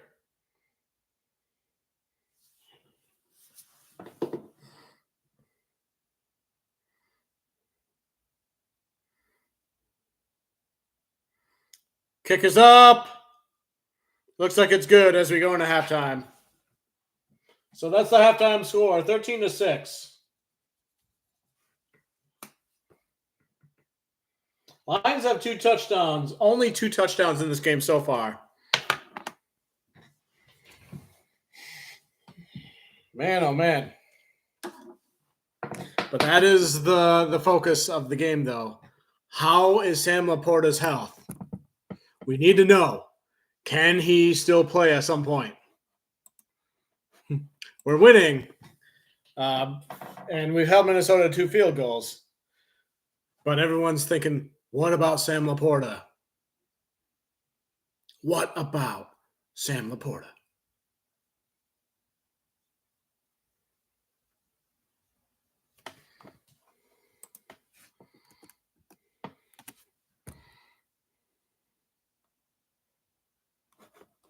And I'm just seeing all these headlines about how great Sam Laporta is for being a rookie tight end and everything, and then that had to happen. So, all right, Buccaneers are winning 6-0 over the Panthers. Falcons and Saints are tied at 17 at halftime. All these games are at halftime, actually. Bengals are beating Browns 24-zip. Jets beating Patriots 6-3. Titans over Jaguars 21-13. Wow, if the Jacksonville loses this game, what a fall it would be for them.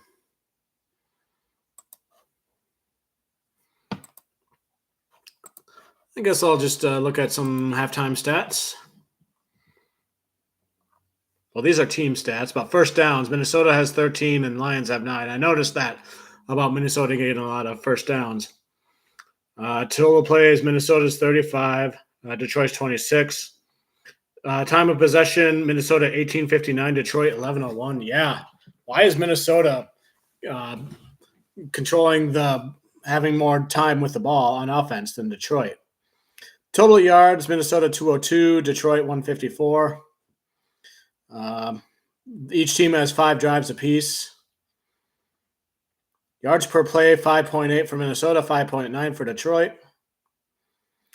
Minnesota's got more passing yards, 161 to Detroit's 126. Rushing yards, Minnesota's 41, Detroit's 28. Red zone attempts, Minnesota's 0 for 1, Detroit's 2 for 2. Penalties, Minnesota has 6, which has cost them 50 yards total, whereas Detroit has 2 penalties for 10 yards total. So, yeah, I won't complain about Minnesota getting all those penalties.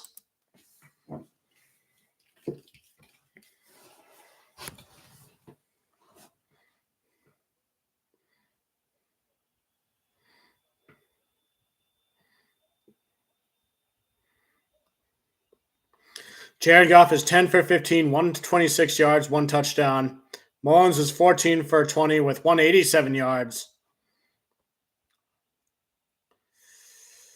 Amon-Ra St. Brown, 4 receptions for 56 yards. Sam Laporta had 5 receptions for 29 yards. Justin Jefferson for the Vikings, 6 receptions for 89 yards.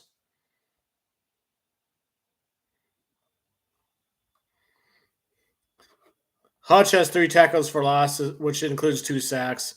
Jack Campbell has a sack, too. And then I want to see Khalif Raymond's punt returns. He has 3 of them for 71 yards total. He had a big one early in the game, and my feed froze right when it happened, so...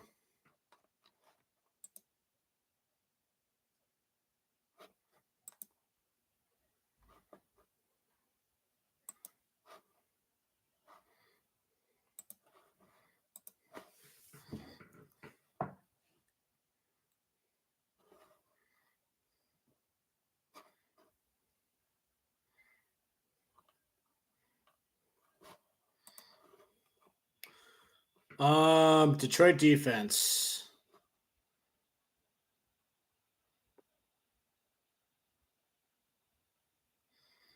Why is Jason Cabina's name on the defensive side with a tackle? Interesting. Oh, CJ Gardner-Johnson has been playing in the game. He has 2 tackles. All right.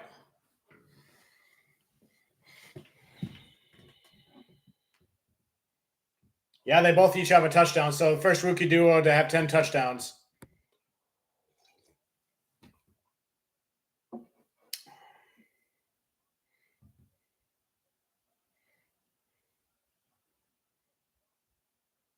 DJ Chark with a touchdown.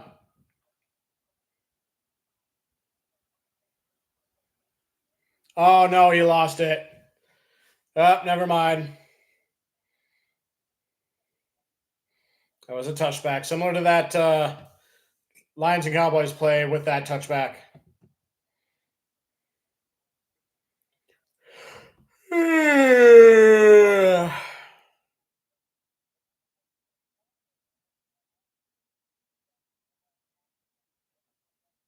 Arthur Smith is clean shaven. Andy Agar is going to have a field day with that somehow, I'm sure.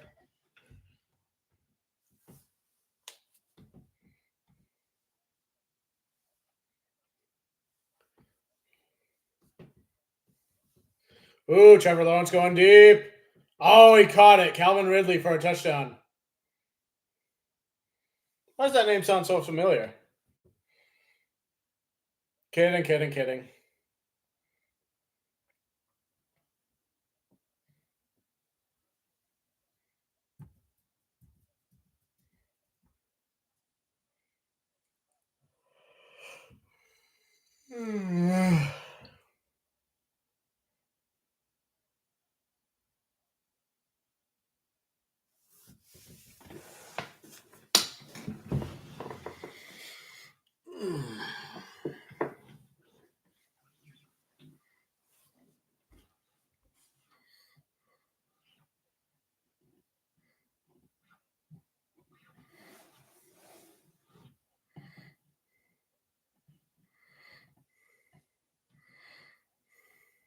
Thank you, Jimmy Johnson, for saying Detroit is good.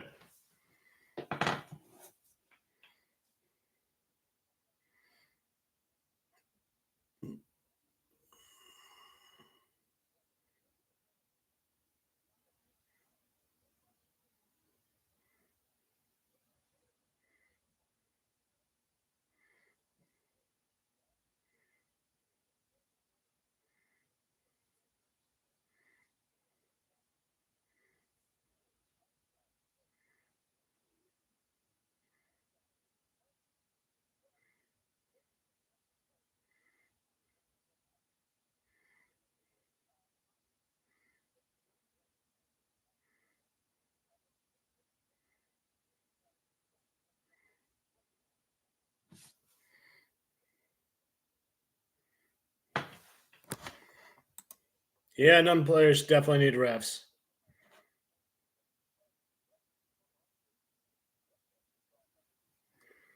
Yeah, we'll see what the sideline reporters and what everybody has to say post game. So, fingers crossed for Laporta. But we'll definitely need him for sure. And if he doesn't come back, I have all the confidence in James Mitchell too, because he's another Brad Holmes draft pick. I know he dropped that pass at the end of the last game, but Mitchell's done some good things. I remember last year, along with Zylstra and Brock Wright, when they were doing tight end by committee. And I know Brock Wright, last I checked, he was still injured, and he's not playing in this game too. So,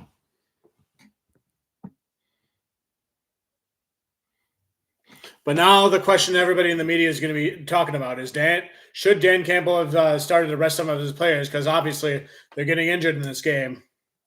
So,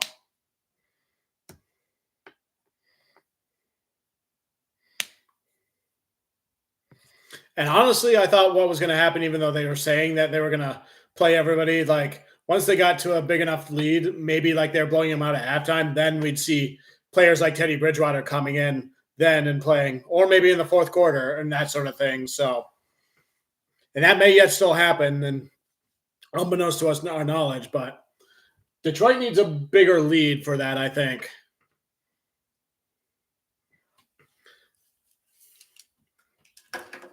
So I was reading some of the stats. Minnesota seems like they're controlling the ball more than Detroit on their offense at this time. They have the better time of possession and like more like yards and that sort of stuff. But penalties have been holding them back, and Detroit has been capitalizing on their red zone. So hence we have been getting the lead. So other than that, I think the defense they've had flashes of like clumsiness, for lack of a better term, but they're doing all right, especially since they're kept keeping them in 6 plays. But I'd like to see more they had a lot of good sacks too, but I'd like to see some turnovers.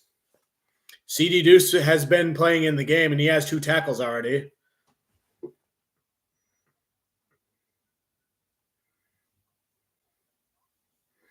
Yep. So it's, in other words, the sky is blue.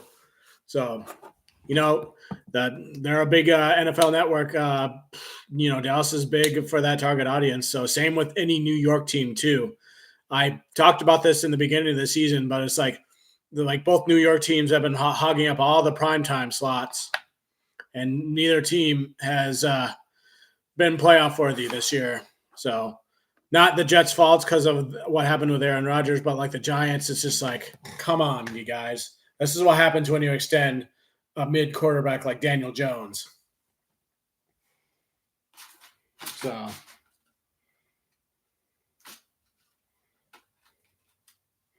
this was a question I was kind of contemplating early on in the stream. Like, do you extend Jared Goff? And I brought that up because I saw some random posts here and there. I don't know if it's fake news or not about whether or not Jared Goff and the Lions are close to a contract extension. So Goff is playing well enough now to deserve it, although he's had that stretch of games with the turnovers. But like the big thing for me to consider is if you want to extend some of your other star players, like your Penei Sewells, your Amon-Ra St. Browns, your Aiden Hutchinsons, your Lee McNeils, and all those type of guys, you got to make room on the salary cap somewhere. And Goff just so happens to be the highest paid player right now. So I don't know.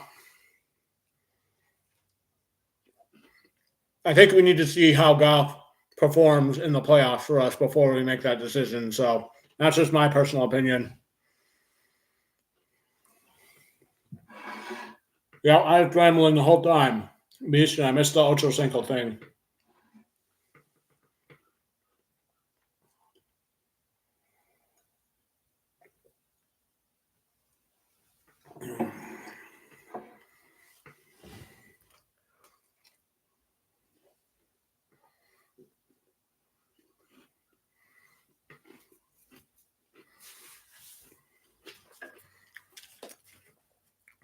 Hey, Laporta's.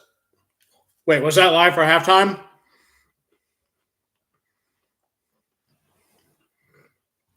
That wasn't a replay, was it? You guys saw that, right? You saw Sam Laporta walking on the sideline, giving a high five to Dan Campbell. What was that? Was that live? Was Sam Laporta back? What does it mean? Sideline reporters, do your jobs.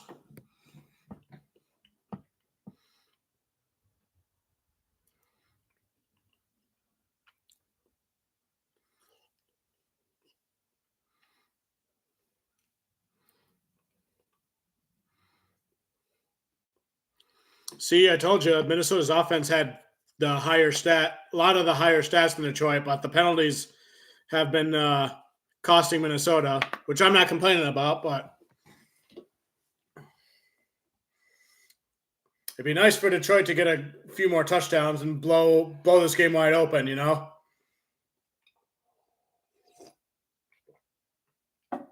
Vikings get the ball to start that second half.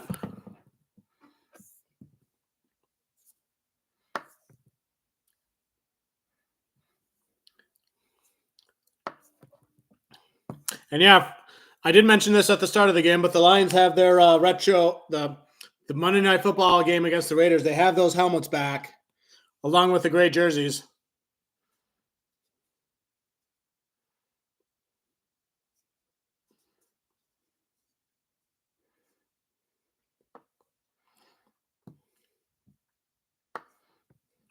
Even early on in the game, like Minnesota was getting more first downs than Detroit, right up until the drives where Detroit scored their touchdowns. So, and there was like certain plays where like Minnesota was 3rd and 30, and then they. Okay, here we go.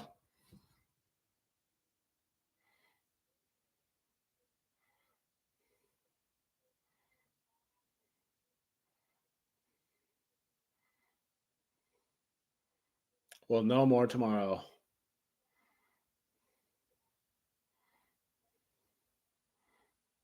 We want to play better, clean things up. If any generalized stuff, And they just said, we'll know more tomorrow. So Jefferson gets a first down, by the way. It was funny, that sideline reporter was talking while Campbell was in the background right behind her. I lost my train of thought before the sideline reporter started talking, so.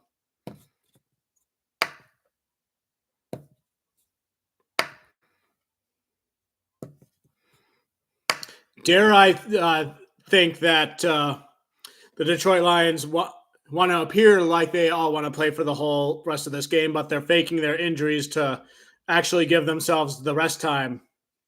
Dare I think that? It wouldn't be the Detroit Lions wouldn't be deceptive like that, would they? Nah.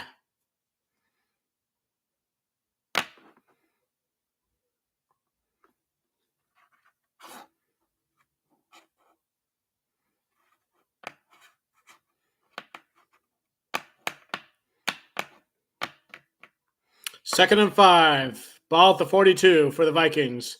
Mullins under shotgun. Oh, Chandler gets a first down and more. Down to the 40.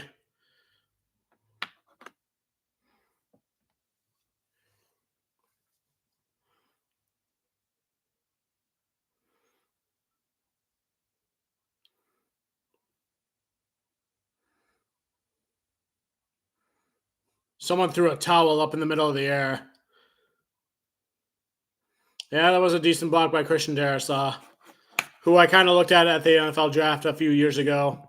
It's between Penei Sewell, Rashawn Slater, and Christian Darrisaw, although I was convinced the Bengals were going to take Penei Sewell and the Lions would have had to settle for Rashawn Slater.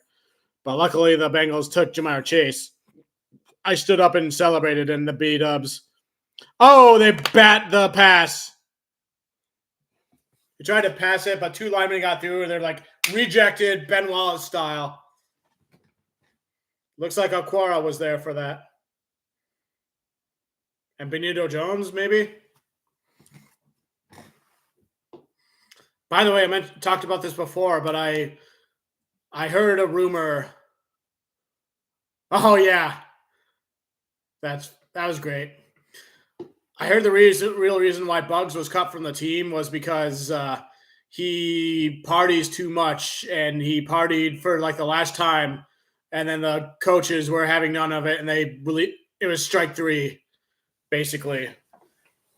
So that's just the rumor I heard, is just him partying too much. So, and I trust the source that I heard it from. So.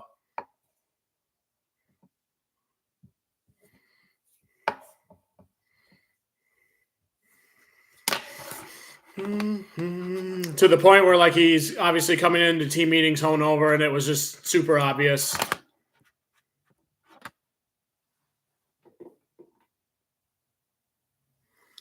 Isaiah Bugs, the reason why he was cut from the Detroit Lions. 3rd and 3. Incomplete. The source I heard, the rumor was the reason why he was cut from the team is because he kept partying the night before and kept coming to team meetings and that stuff hung over.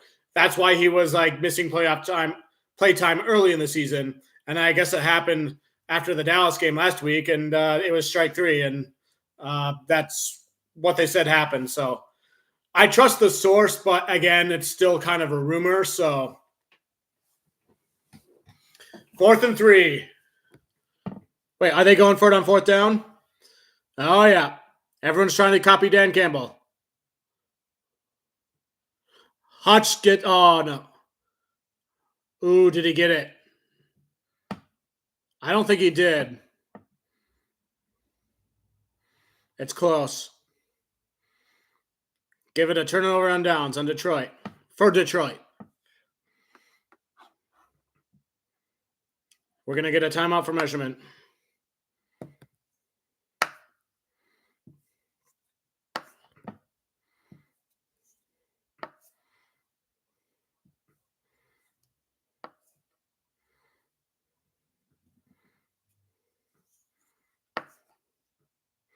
He looked like he was short from that angle.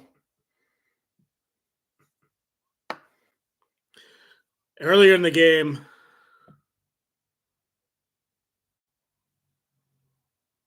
Oh, yeah, he's short.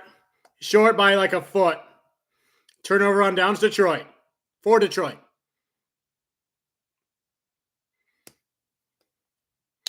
Good job, Lions defense. What I'm trying to say, earlier in the game, the Vikings were penalized for delay a game, and Mullins was like trying to clap the ball and trying to get them to snap it, but they couldn't hear him because the Ford Field crowd was cheering so loud. that was great. Dan Campbell should give the fans the game ball for that one. Although I was kind of early on in the game advocating for Leaf to get it for his really good special teams runs. And then that good catch that he had, which was almost a touchdown. So if the Lions win this game, Dan Campbell, I vote Khalif Raymond get the game ball.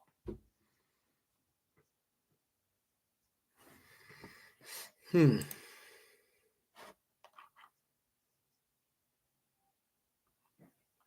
then the Lions are about to be on offense for the first time in this half. And then we'll keep track of if Sam Laporta is going to be back in, although who knows at this point. Knock on wood. Beast, who do you want to see Detroit face in the first round of the playoffs? The Packers, the Rams, the Seahawks, or another team? I think I posted that question earlier. Yeah.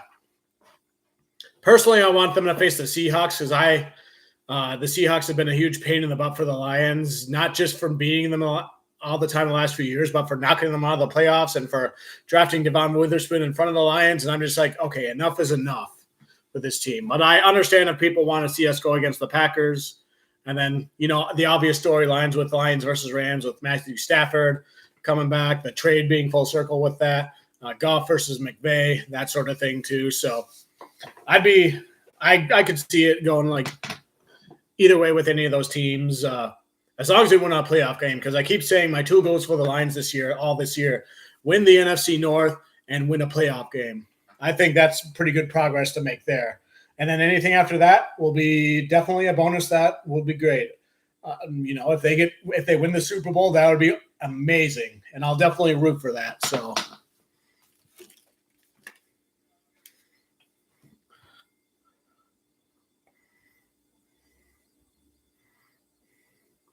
Okay, Kevin O'Connell tried to call a timeout or something. I don't know.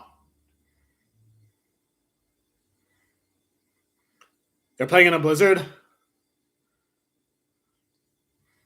Goff passes down the middle, caught to St. Brown, first down at the 48. I'm paying close attention to the Lions' offensive players for any sign of Laporta. Number 87. I might live stream Red Zone, but I still have a lot of work to do on a beta reading gig I got hired to do. So, because there's a lot of meaningful games to me that are going on. The Cowboys, the Phillies, or the Eagles, excuse me, and the Packers. Oh, it's going deep. Goff is going deep. Oh, way too far for St. Brown, though. Yeah. Oh, here we go.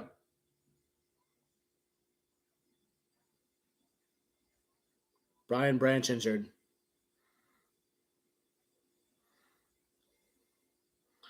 Crap, Brian Branch is injured now, too. He's going in the locker room. Yeah, James Mitchell's in the game right now, number 82. 2nd and 10.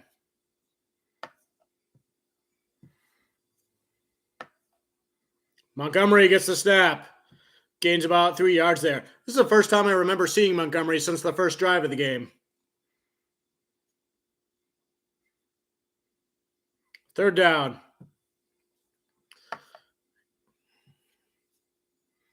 Dang, not only Laporta now, but Branch. Both of our second-round picks from this past draft. 3rd and 6. Goff and shotgun. St. Brown in motion. Running back on his left.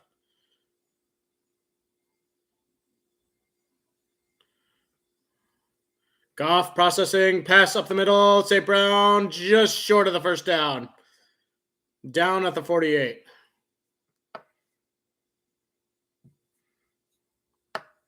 Yeah, both Montgomery and Gibbs are close to 1,000 yards. They pointed out that Gibbs and Laporta, both rookie duo to get 10 touchdowns. The NFL Fox crew said that at halftime. Yeah. 4th and 1. Looks like they're going for it. Montgomery's there. Goff under center. Play action. Goff rolling to his right. Passes. Caught. First down. Goes out of bounds. To Peoples-Jones. DPR. Stepping up for JMO. I love it.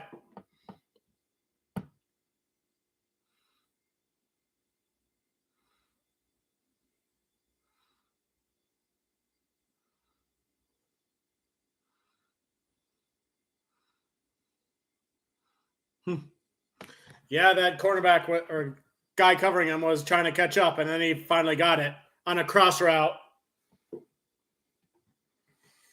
All right, 1st and 10 at the 28, 27-yard line. Goff under center. Play action. Dumps it off to the side to Skipper. Early in the game, the ref said number 70 is reporting for eligible. And the Lions gave a sarcastic cheer. And listen to the crowd now. Listen to the crowd now.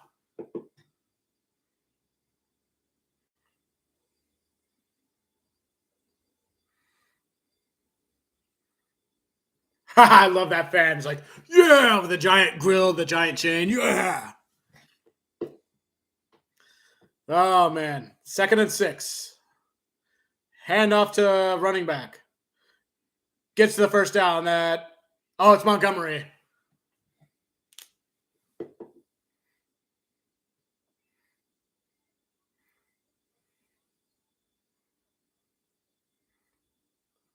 That game break, that Chris Olave juggle touchdown. Just wow. Wow. That was flashy.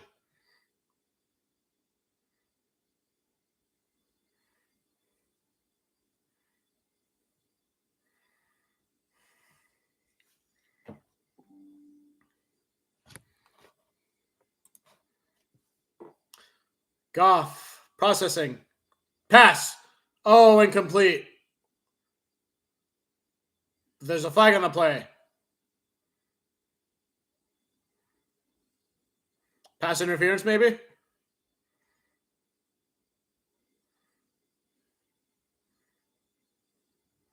Yep.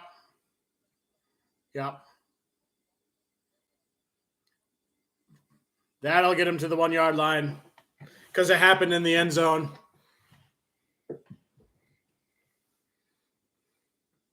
Yes.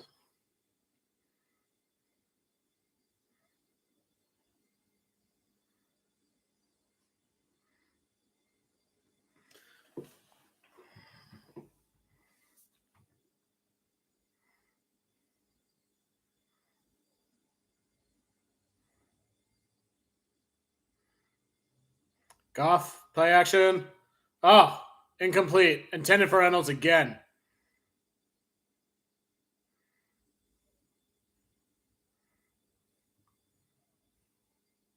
The announcers are sarcastically saying, well, I thought of this play where they should just give it to the fullback. Of course, thinking about the Seahawks and Patriots Super Bowl game.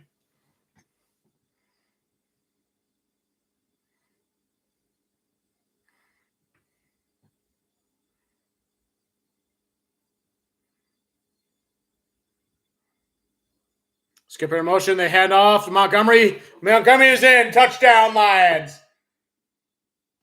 13th of the year for Montgomery, they say. Oh, man. Demo, great bell cow type of running back type. I saw Demo. I've been recently watching a bunch of the St. Brown podcast. I saw his episode on there, and he was like really funny and like it's like, what you weren't trying to insult me or whatever type of way. And St. Brown's just like, well, no, just those back and forth little games between each other. It might have been the most entertaining podcast out of all the ones. I like the Sam Laporta one a lot too. The golf one was really insightful, I thought too. So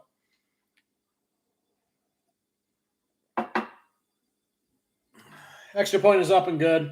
We never got the replay on the previous missed extra point if it was blocked or if it was just missed.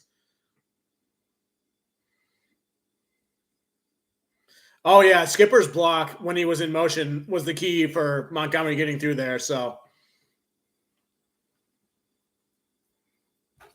hang on.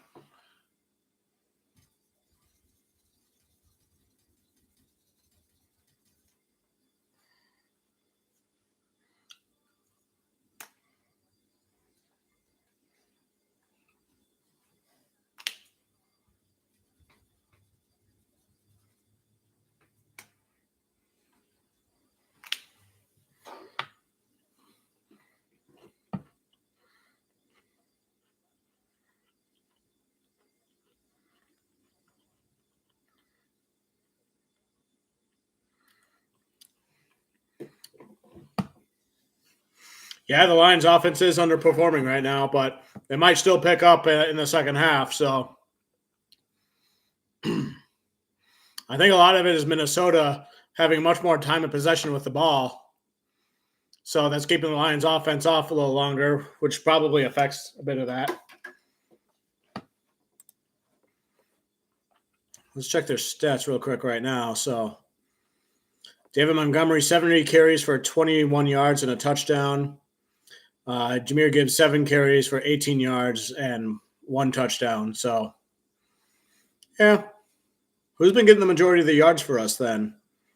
Because we have, 39 rushing yards, 169 passing yards. St. Brown, who else? And then Khalif Raymond, he had that 41-yard pass earlier in the game. That was sweet. And DPR had that. He's two receptions for 25 yards. Sam Laporta was 5 for 29 yards. So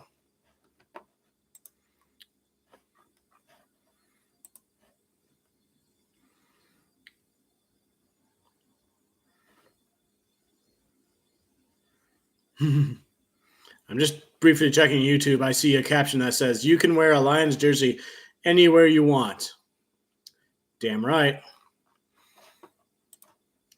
There's specific reason why I'll go to Lambeau Field wearing my Lions gear like I did at this time last year, as well as go to a Packers bar wearing my Lions gear on Thanksgiving, because I want to prove that, I'm the bravest Lions fans for doing stuff like that. And then that way I have the right to participate in any Lions conversation that I want to because of that stuff, kind of like a soldier going out in the front lines and then being brave enough to do that and kicking butt and coming back, war hero in a manner of speaking. So,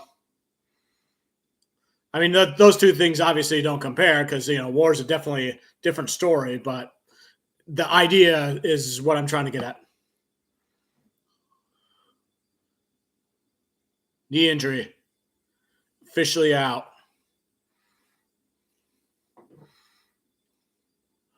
Sam Laporta has a knee injury, and he's officially out.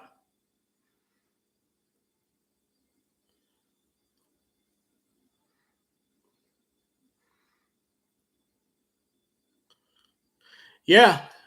Brian Branch had a wrist injury. He's questionable, but they show him in the game right now.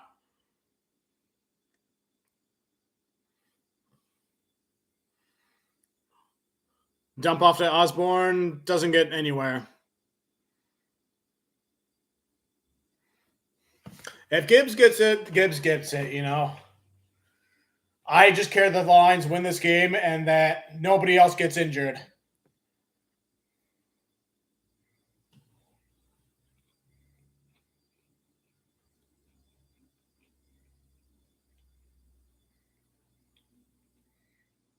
Ooh.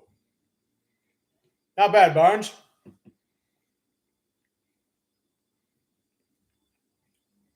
Yeah, Minnesota's running game has been really good today.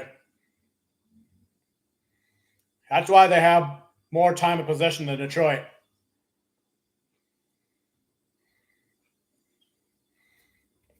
That's why this has been sort of a low-scoring game. Although Minnesota's been getting penalties and they've been haven't had a touchdown yet. 3rd and 2 for the Vikings. Oh, pressured, and he's sacked. Levi Onwuzurike, yeah, he's playing. He's doing stuff. Good for him.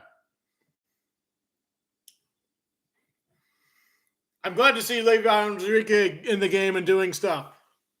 Hutch almost got the sack, but he just kept backing up. He almost got to him at the feet, but Levi finished him off.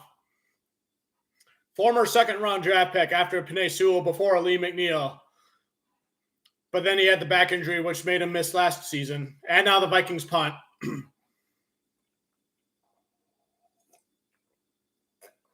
Leaf catches it at the 15. He's getting around, still going down to the 40. And forced out at the 44. Give him the game ball game, Dan Campbell, if you win. Leaf has done a lot in this game. Levi Onwuzurike gets a hug from Aaron Glenn. That's sweet. The NFL Play voted favorite coach.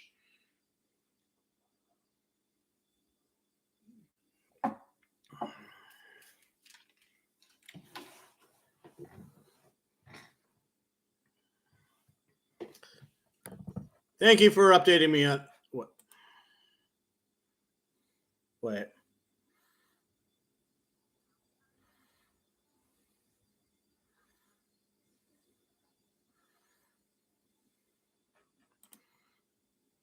Oh, yeah.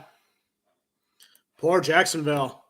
They were starting off as one of the top teams, and then it was that primetime game where their wide receiver got injured and out of the game, and then Trevor Lawrence had to get injured and left that game. I forgot who they were playing. I think it was Cincinnati or Baltimore, one of those teams. But ever since that game, Jacksonville has just not been the same. So it's really unfortunate because I kind of like Jacksonville, but, results are results. And I'm really just surprised that the Colts have done as good as they have, especially since Anthony Richardson was done for the season early on. But I admit the Colts are like the one team that I never pay any attention to, yet they still kept winning. And I thought it was a fluke just because they were playing worse teams than they were early in the season. But, they just kept doing good things, And Jonathan Taylor is back to his full form, apparently. And I thought he was a 1 year, one and bust, one and done type of thing a couple of years ago. But,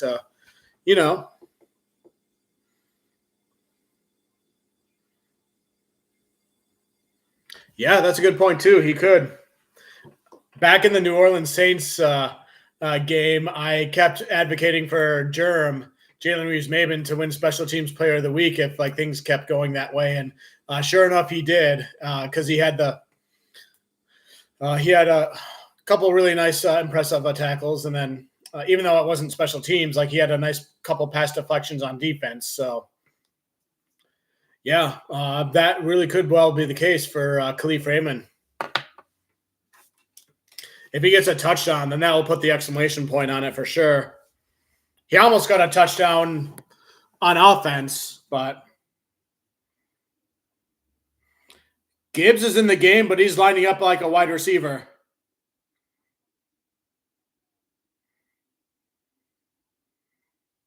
Five minutes left to go in the third quarter. Goff and shotgun. 1st and 10. Dump off to St. Brown on the right side. Gains 4 yards there.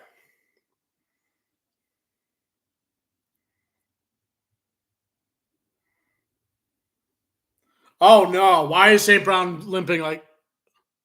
No. Not St. Brown.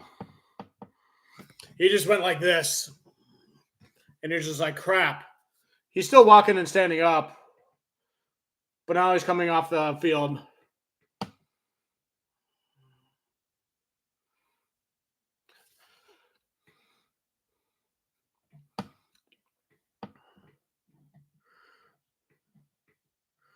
What is it, like a cramp? 2nd and 6. Skip in motion. Goff under center. And Gibbs gets a few yards there, just shy of the first down, a couple of yards. Oh, St. Brown's going back in.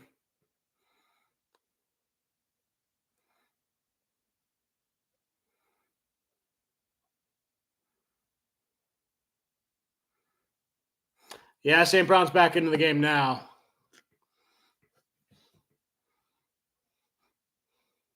Could you imagine if like all these injuries were just like the Lions' way of like faking injuries just to get them like rest time? I don't see why that would be, but Goff takes the snap, processing. Oh, almost intercepted. Yeah. That's what I was just saying.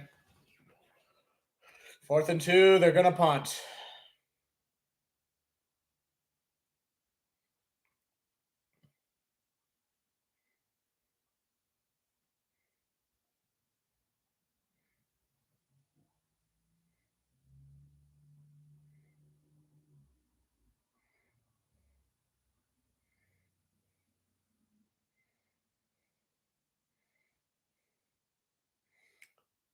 Punt is up and away. Fair catch called. Goes into the end zone. St. Brown's like doing this. Is he calling for a trainer? Oh, man. These Lions sure know how to make us worry with these simple gestures.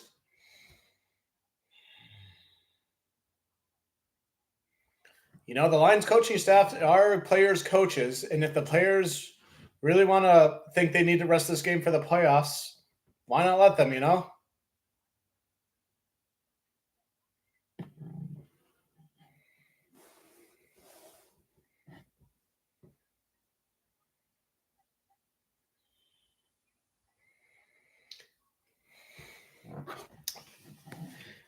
Yeah, the Campbell might take some heat from this after the game for deciding to not rest some of his players. So maybe the fourth quarter comes around and the lead is good enough to where like that can start happening. But what are we up by? 2 touchdowns?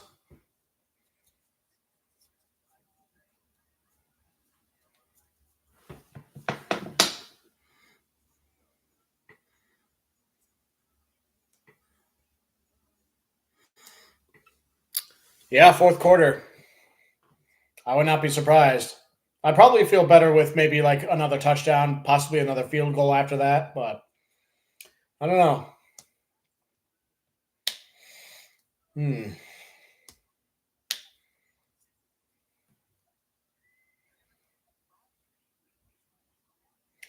I'm thinking about my work schedule next week because it's kind of different. Because with my job, like it depends on like the college and the schedule and everything, and it's like off time right now, which means my upcoming schedule, I'll be working like shifts from 1 p.m. to 9 p.m.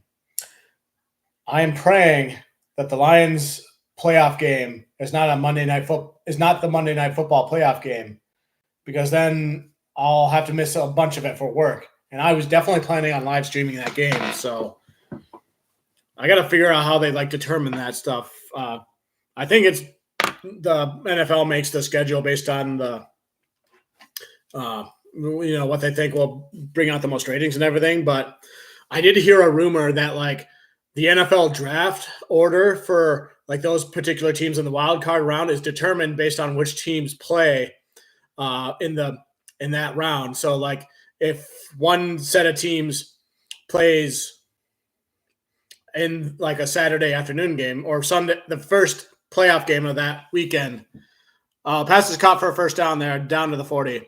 Then they get whoever loses that game, they get the spot in the draft order right after the last non-playoff team. And then the next game would be the next loser, and so on and so forth.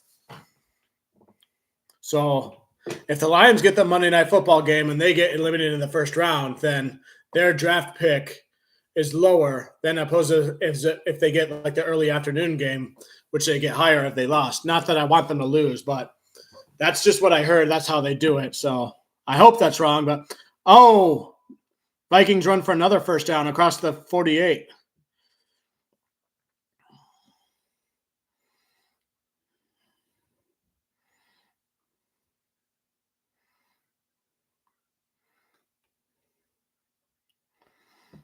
Who would be more entertaining games than like the Lions in the postseason in that wild card round? Maybe Dallas against Green Bay. Maybe Miami against whoever they play. Oh, they tackle him in the backfield. That's a good run stop. Paschal there, who was drafted from what I remember for his run stuffing ability. So that's good that he got in there. Maybe whoever Buffalo Bills play. Maybe whoever the Eagles play. Maybe you want to go with one of the West Coast teams because it's more convenient for them time-wise.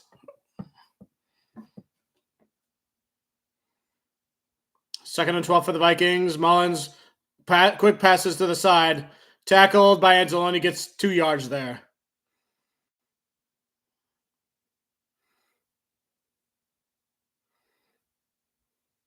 Maybe if there's a West Coast matchup, then maybe that could be the Monday Night Football game.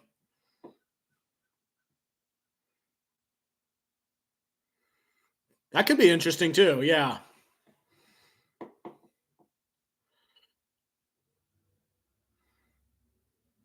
Are Houston and Cleveland lining up in the playoff format? I gotta check that here soon, but I figured I'd wait until after these games are done to know definitively. Mullins to Jefferson. Was he out of bounds? He was short of the first down. Was he in bounds though? I guess he was. 4th and 1. Cameron Sutton was on the coverage there.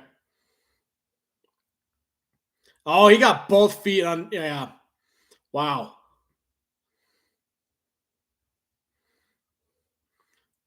Impressive footwork.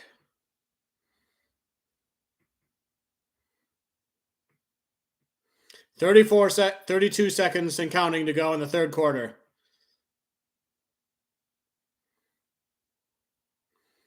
He's going to pass, and he's going deep. Oh, Jefferson caught it for the touchdown. Wow. Yeah, we definitely need to draft a cornerback.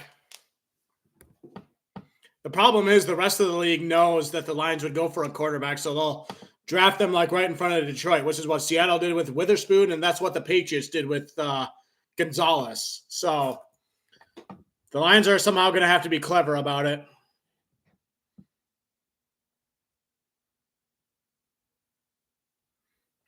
I guess we're not going to rest our starters in this game.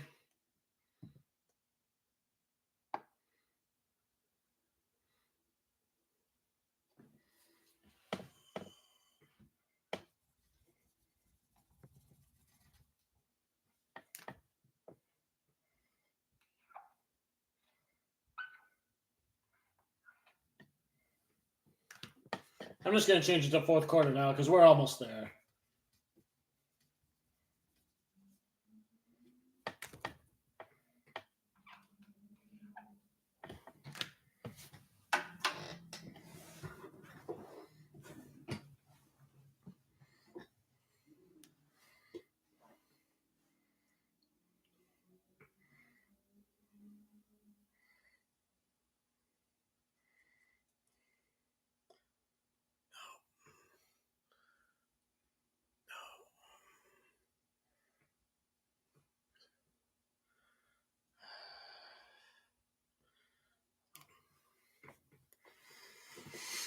Whenever I think of Justin Jefferson, I think of that Little Caesars commercial where he switches spots with a kid, which was cute, obviously, but like, why would you do that, Justin Jefferson, to a kid and put them in that kind of danger? You jerk, just so that you can eat some pizza with some kid's dad that you just met that day. And Little Caesars has a lot of creative commercials like that. Like, I watched a lot of Detroit Tigers, and they're owned by the Little Caesars people and the Illich family. So all the talks about Jefferson now. Even I'm talking about him too much, probably. What happened on that kickoff? I was watching it, but I didn't pay attention. Okay, touchback, just as I figured. James Mitchell in motion. Goff under center. 1st and 10 at the 25. Kill, kill, kill. I heard him say Kansas earlier. I wonder what that is. 2 running backs in the field. They give it to Gibbs, and he breaks through, gets about good 5 yards there, up to the 30.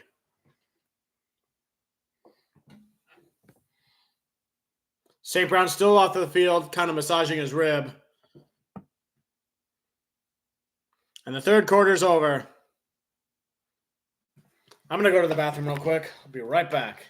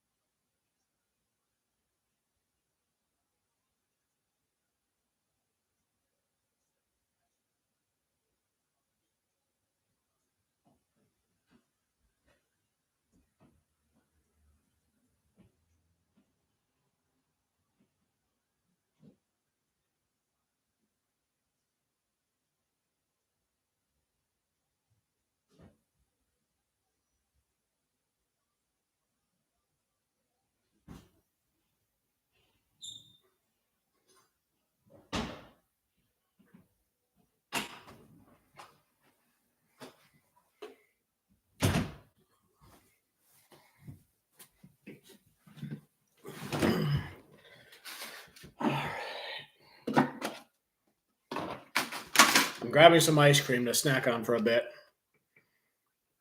Inspired by scriptwriter and Carolina Panthers.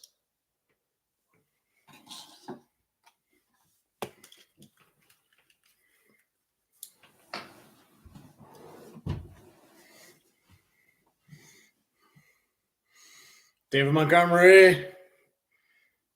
He's a really cool dude. He was like the older brother to his like younger brother, looking out for him. Like growing up in a low income type of family type of thing. Like, not a lot of people would get David Montgomery's personality, but like it's funny and that sort of thing. So, Goff shot deep throw. I'm on St. Brown catches it down to the 30, cutting across to the 20 to the 10. And St. Brown tackles in, touchdown. He comes back in. The first play of the fourth quarter. That might be his best play of the year. That was amazing. He's massaging his thing on the rib on the sideline, then comes back and does that. That might be more impressive than his touchdown in Tampa Bay. Wow.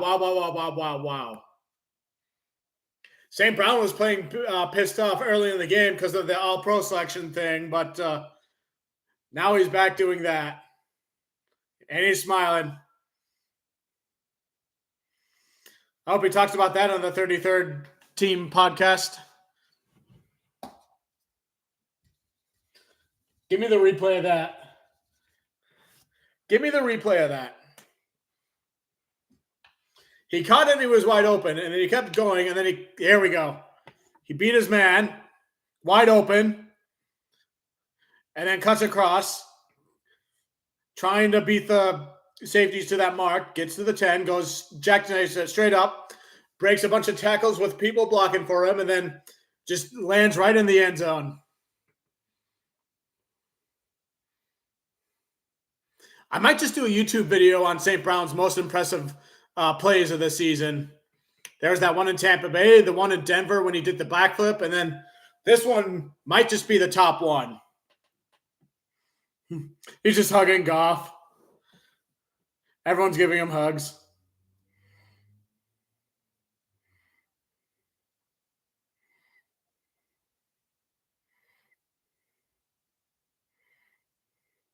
Yeah, Debo would do a play like that, so he should not have been snubbed for the All-Pro thing. He should have been higher up than an alternate.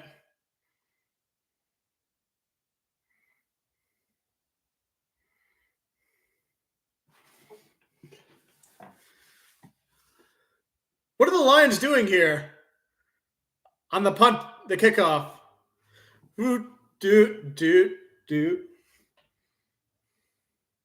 Having special teams having some fun there. They should have showed that live.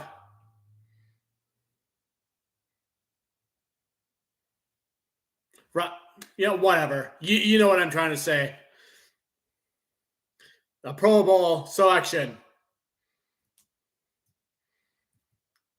The NFL, when they released their video of the selections on YouTube, they neglected to show anything about the NFC offensive line, which did include Ragnow and Penei Sewell. So the NFL still being petty. Not to mention and I saw your emoji laughing about this, previewing this game, but calling the Lions the Packers. SMH. Although, to be fair, I did something similar when I streamed the Lions and Cowboys. I accidentally called it the Saints, but I corrected that. Oh, Mullins trying to go deep to Jefferson. They catch it. Down to the 40.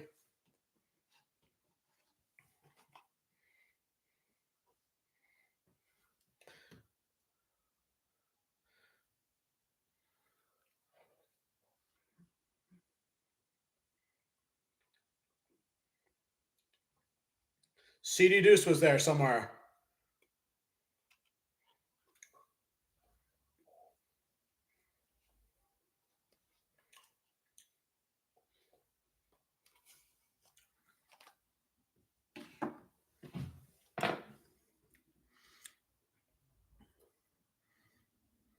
They're going deep again. Addison touchdown Vikings. We have a shootout all of a sudden.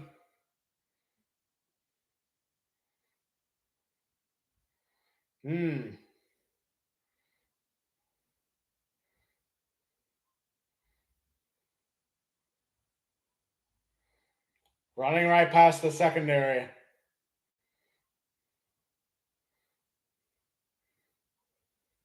He almost got sacked there.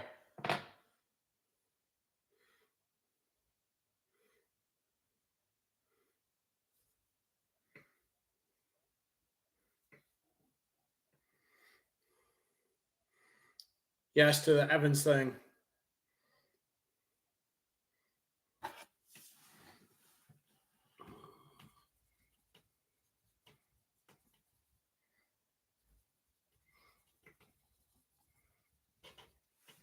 This is starting to kind of remind me of the same vibes of the other Lions-Vikings game I went to a couple of weeks ago.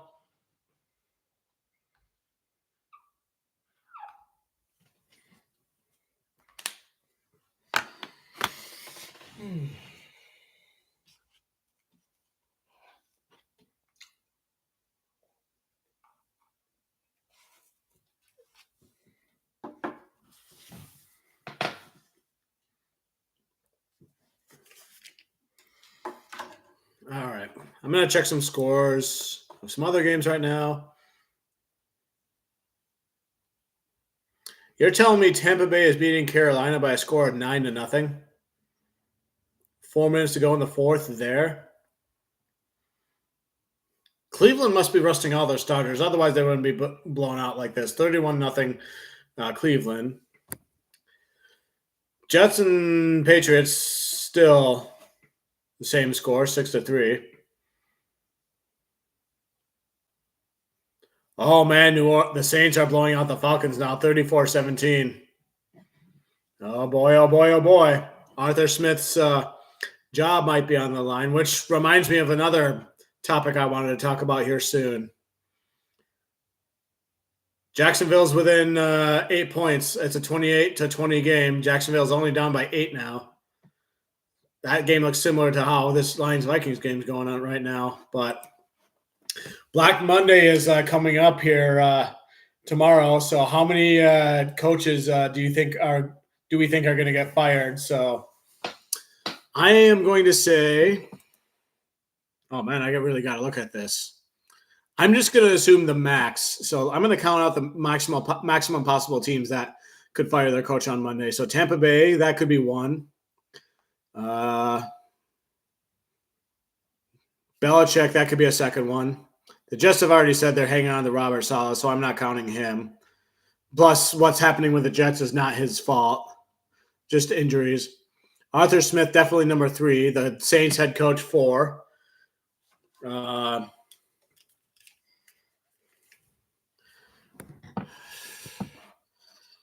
we counting Joe Barry in this? I think Matt Eberflus is safe, though. So, I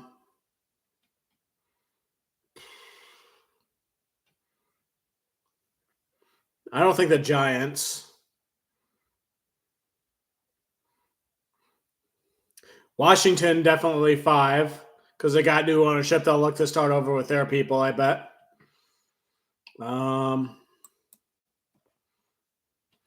I'll put Pittsburgh in there as 6. Like, it doesn't necessarily have to be a firing, but it can be a mutual parting of ways. Like, well, the head coach, like, because, Mike Tomlin, like, just 500 and then just being just out of the playoffs. Well, no, because Pittsburgh might be in the playoffs, but if they don't get in, then maybe him. So, yeah, I'll go with 6. Dump off to Khalif Raymond with blocking a screen. Gets close to the first down, if not the first down.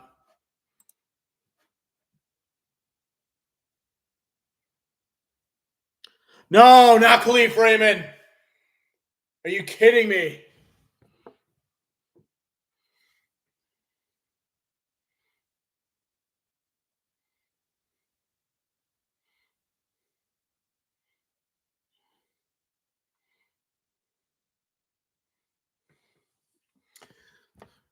Right. Not for Black Monday, but maybe after the playoffs.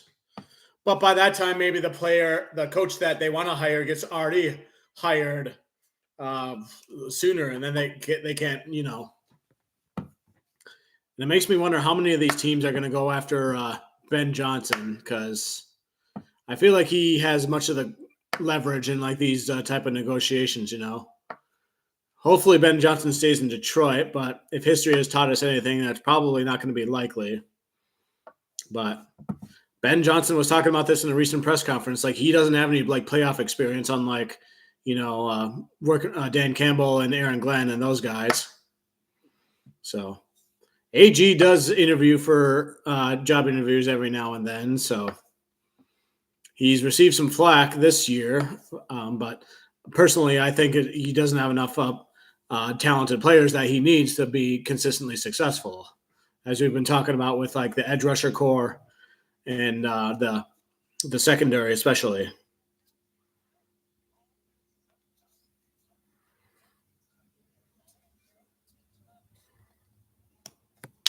They can get permission to interview coaches like later on in the postseason, though. So for the division games, yeah. Because I think that's kind of what happened with if I'm remembering right, the Saints were in the playoffs a few years ago. Dan Campbell was with them, It was the divisional round, and then they lost, and then Dan Campbell interviewed with them. But that example doesn't back up my point there.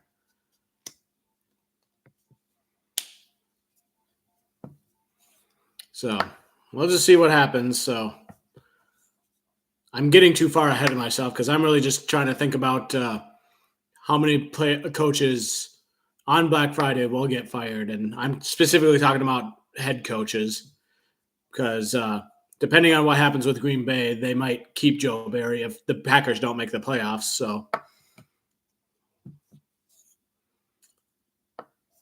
are there any other coordinators that might possibly get fired too?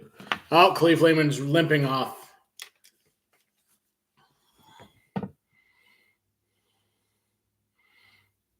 Man, Goff does not have many receiving weapons now.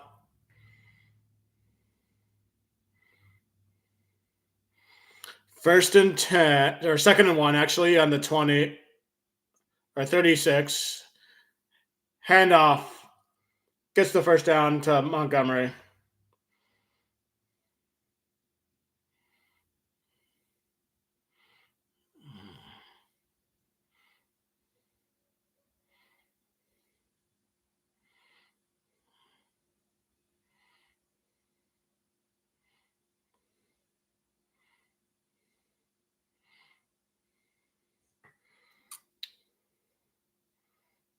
Are you sure they're the 3 seed and not the 4 seed?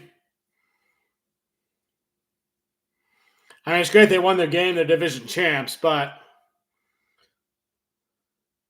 unless Detroit gets into the 2 seed, I thought Detroit was locked into the 3 seed because his Tampa Bay's record good enough for that.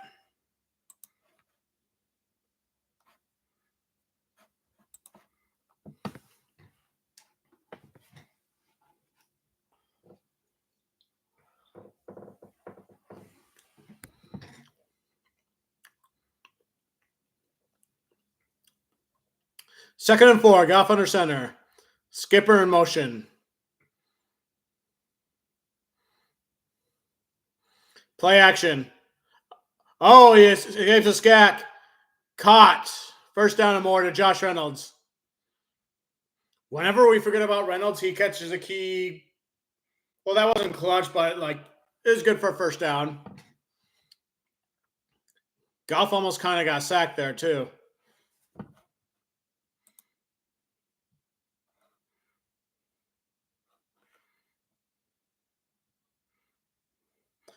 No worries, Beast.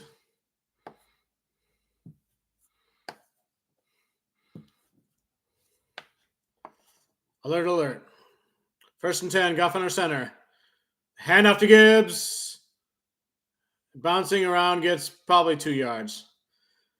But yeah, Tampa Bay clinches their division, and they'll get a home playoff game, although I don't know if the home field advantage will help them with Philly or Dallas or whichever those teams gets the top wildcard spot, except for extra points, if you remember last year's game, Cowboys and Tampa Bay. I saw part of that with the Manning brothers, and Dan Campbell was their guest on that.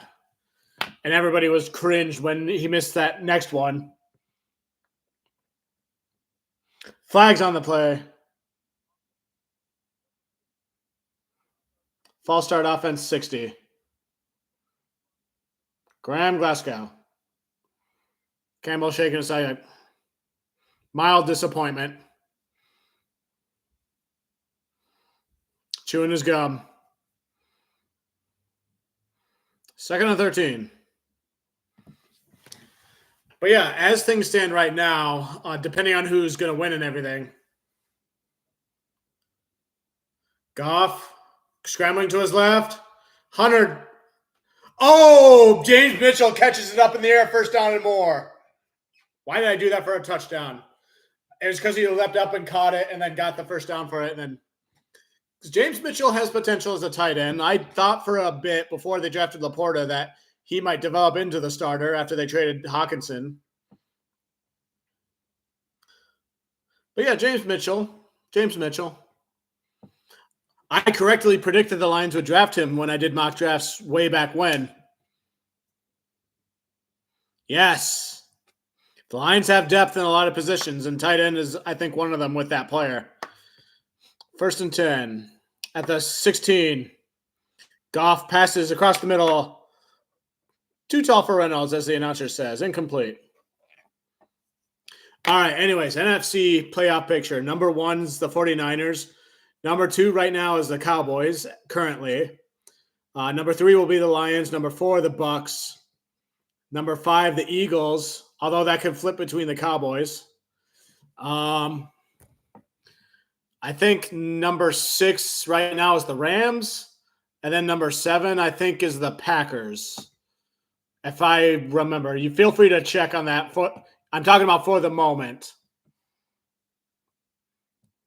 Gibbs gets the handoff, going around the edge. Gains 3 yards there, goes out of bounds. I do know the Packers need to win in order to get in to the playoffs.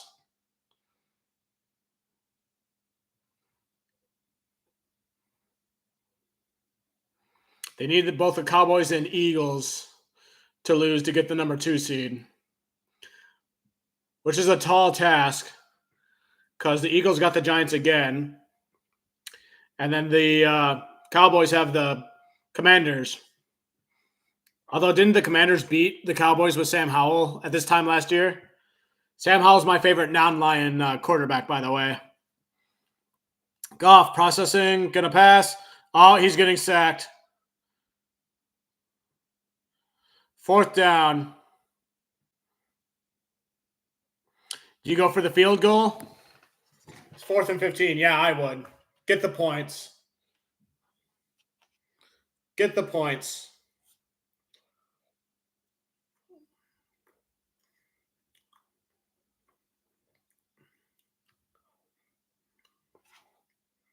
$39 attempt. Michael Badgley.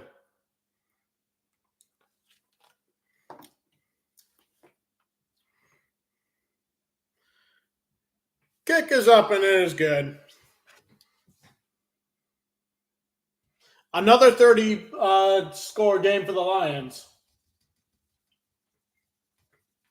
They have a lot of those, and I love it.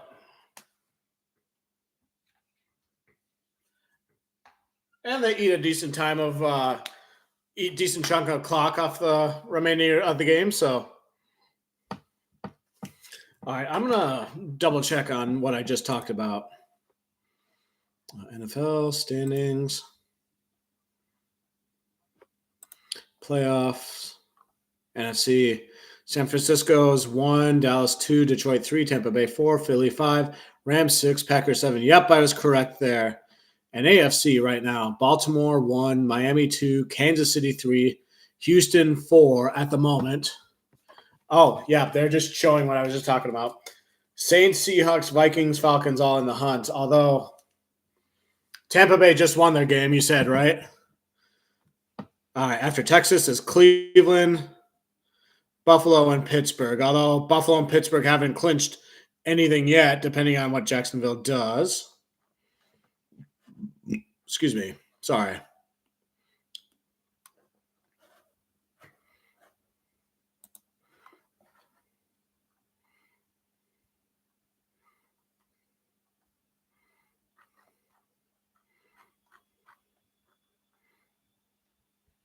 Final Bucks 9, Panthers nothing.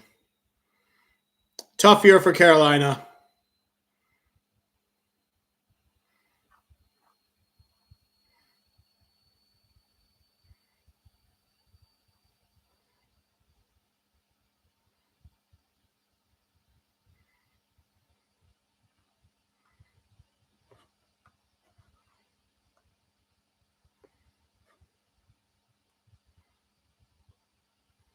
Jefferson stumbles in front of the 30.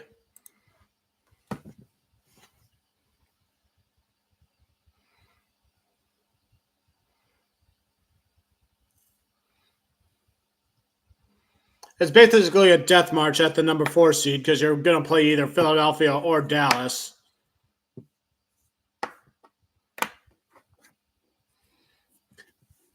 Then again, Philadelphia with Matt Patricia as their defensive coordinator, anything is possible. Oh, is that an interception? Kinder Vordor gets an interception. He's bringing it back. A pick six. Touchdown, but there's a flag. What is that flag? I'm going to watch this, then I'm going to read your long post, Beast, in a second. Your long 2 posts. Oh, no, it's incomplete. Yeah. What's the flag, though?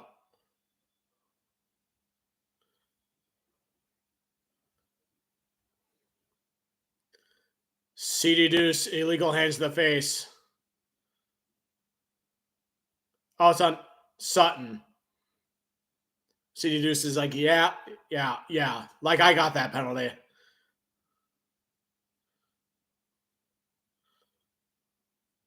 Okay, what do you... I noticed Gibbs hasn't been that great down the middle. He always has trouble hitting the gaps, either a house call or a few yards being stuck behind the lineman. Got to work on that over the offseason. If Bucks are healthy, they could knock off Eagles. Maybe. Yeah, I noted. I mentioned earlier about how he's been getting tackled in the backfield quite a bit in the Dallas game and during pieces of this game too. So I don't know if that's his fault or maybe the fault of the guards. Oh, dump off there. Tackle at the 40, just shy of the first down. It'll be second down.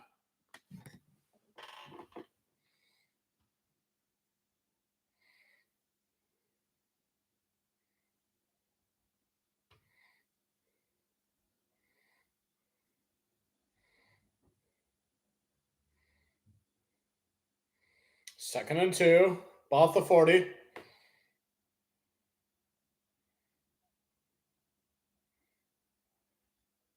I don't think he got the first down there.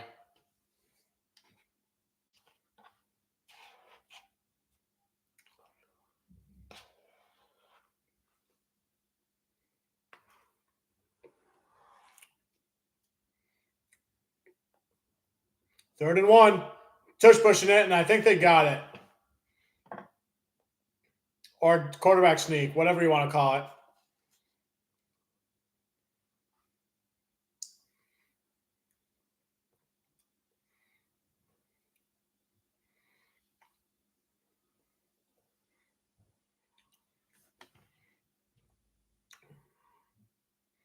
The Rams are a hot team,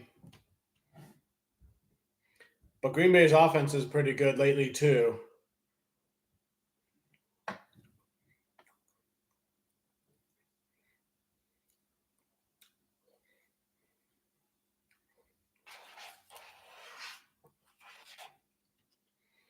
Mullins processing, dumps it off, incomplete.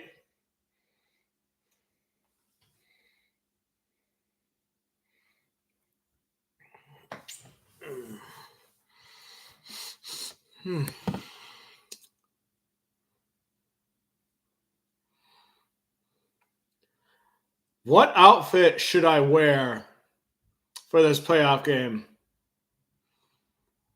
I wear the Jack Campbell jersey for home games, and I wear the villain sweater for away games.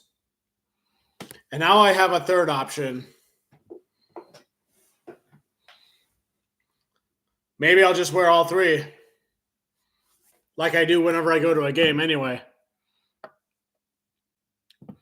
Good job, Lee McNeil. Oh, yeah, nice solo tackle there. Stopping the run there. Third and 9.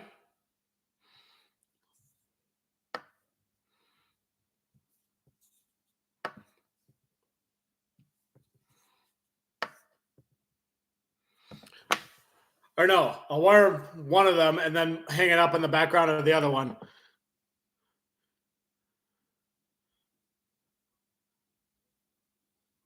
He got the first down on that. How is he allowed to like leap for it after like catching it on while laying down there? Vikings are moving the ball again. Did someone call a timeout? Oh, challenge. Campbell's challenging the spot.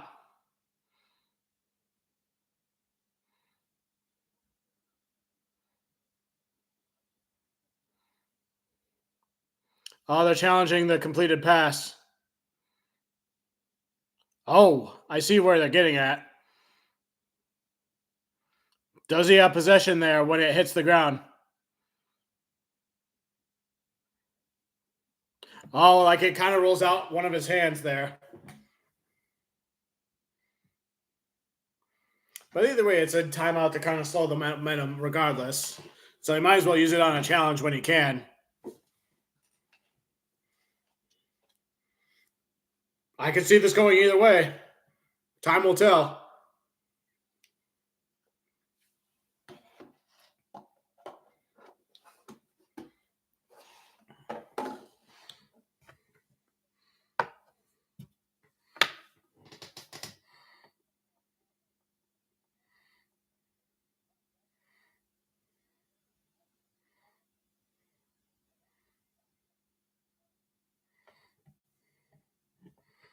Interesting. I could see this going either way, really.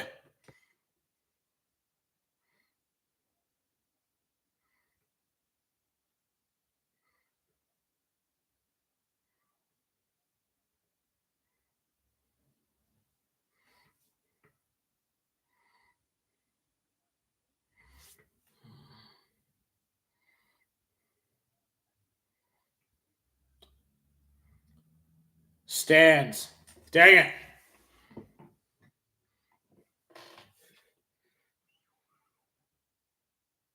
Campbell's still talking to the refs. Yeah, it's like that analyst said. There wasn't enough that he saw to overturn it.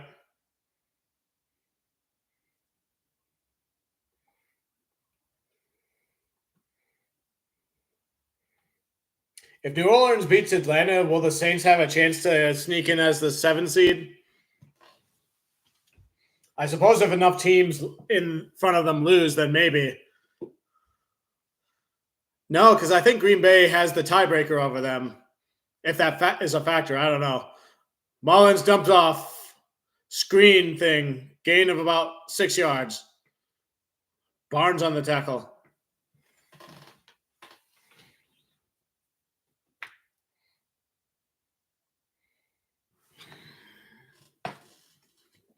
What's up, Detroit Lions Pride? You like my shirt? It just came yesterday. Mullins processing, passes down the middle, caught, first down. In front of the 25 to Jefferson. It's a lock indeed. It's a lock indeed. So it's been a great year. Lions look like they'll probably win this game, although concerned about Sam Laporta's health and Khalif Raymond. Maybe a little bit about Brian Branch, but he's back in the game. Dan Campbell will probably be asked about resting his players because, especially after what happened with Laporta, because everyone's praising Laporta right now because, he's earned it. Fake pitch, tries to dump off, and it's incomplete. Intended for Osborne. So it's a great time to be a Lions fan, for sure. He has been, and I've been advocating for him to get the game ball from Campbell. And one of my other commenters was advocating for him possibly being the special teams player of the week for the NFC. But now he's out. But yeah, Khalif Raymond is one of those underrated players who does a lot for us that we don't realize. And I say the same thing about Jalen Reeves-Maybin all the time, Germ. And he's an all-pro now. Branch breaks that up. I thought a flag was thrown on that initially, but it was the receiver's yellow gloves. When's the last time we had a commercial break?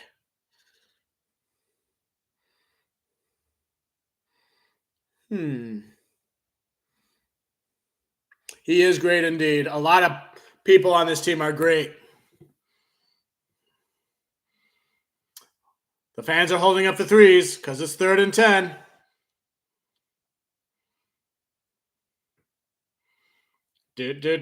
Mullins processing.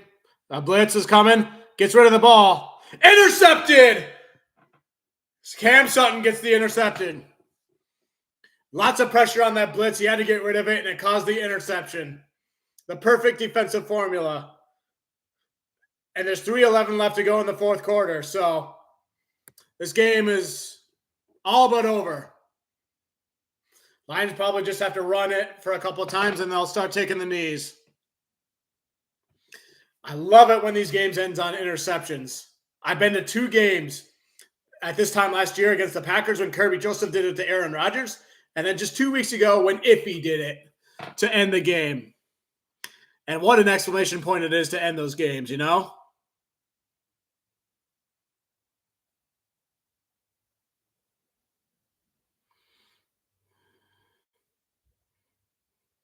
Yeah, Sutton's first pick as a Lion, so he's quietly been productive in most games for us. So, all right, Detroit's offenses. I think they'll probably just run it and get the clock going. Yep. He gets tripped up in the backfield.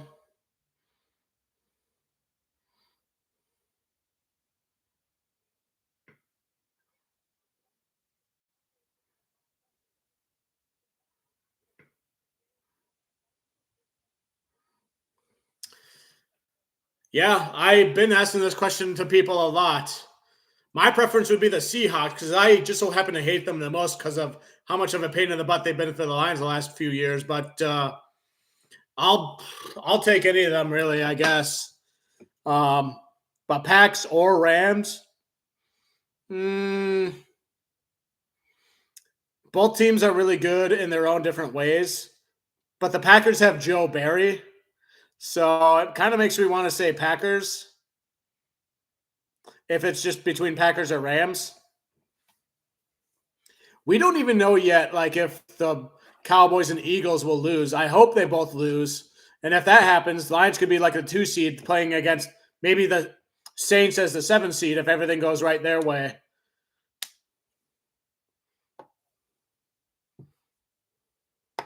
I do not remember the last time there was a commercial break because I got to put away this ice cream before it melts. I'm going to do that real quickly here. Hopefully, I don't miss anything.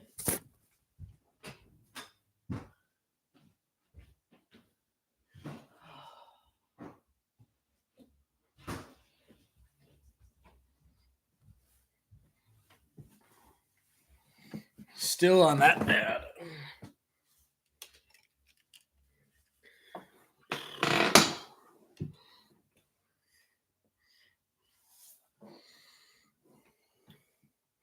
Sam Laporta, please be ready and healthy for the playoff game. I'm going to look this up. How many 30-point games has the Lions offense had this season? Because they've had a lot. We all know they're one of the best offenses in the league. They're like the New Orleans Saints the year they won the Super Bowl. That's the type of team they want to be. Oh, Montgomery's getting 7 yards-ish there.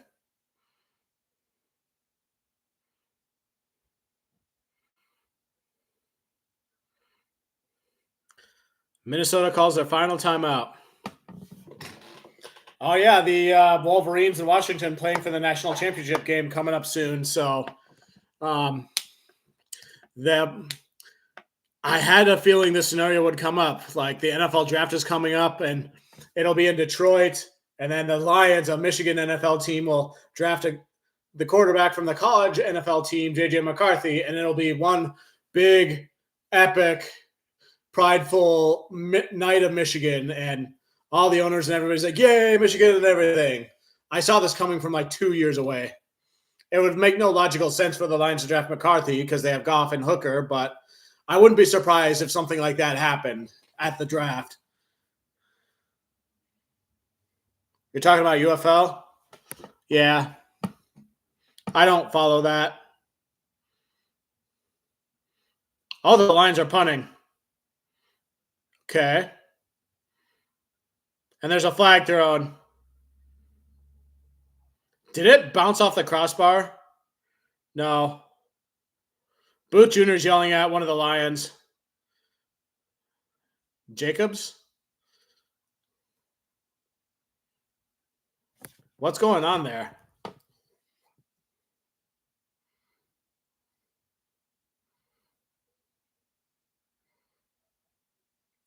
You're saying, way to go, Dorsey. He must have drawn a penalty somehow.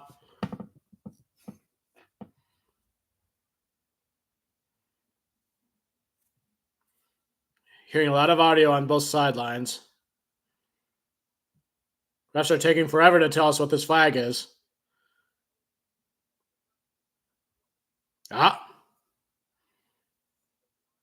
10-yard line, first down. Okay, that's what it was.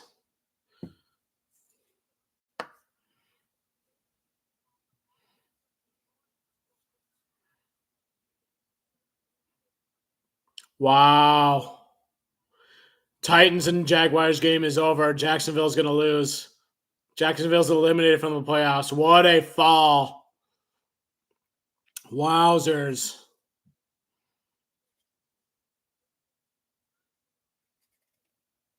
So does that mean Pittsburgh's in now? Because Houston's the division winners now.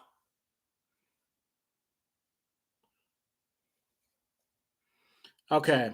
The top 4 teams are locked in. Wild cards are Browns, Bills, and Steelers. Dang. The Steelers did it. Although they probably won't go far. Mullins, incomplete. Almost takes out AG.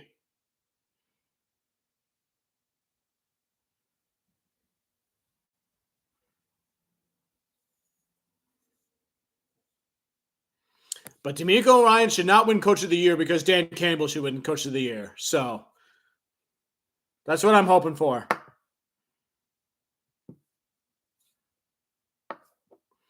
Yep. Pretty much sums it up. The Blood Demon got them, I think.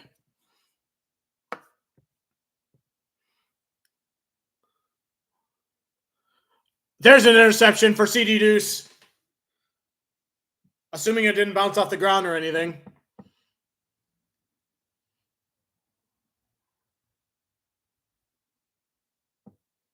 There you go, CD. There you go, Deuce. Now the game can end on an interception.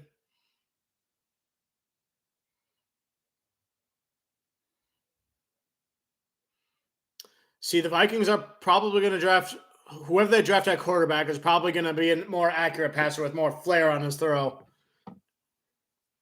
as opposed to Mullins.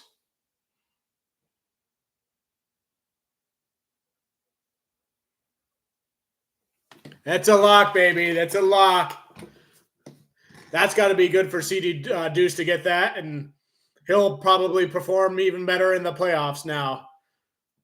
He's got that. Oh, wow. Josh Reynolds catches a pass.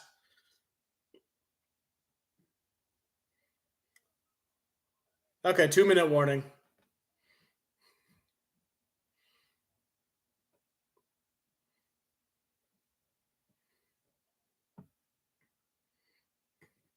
I just need to get to a couple more plays on a couple more drives, then they can just take their knees.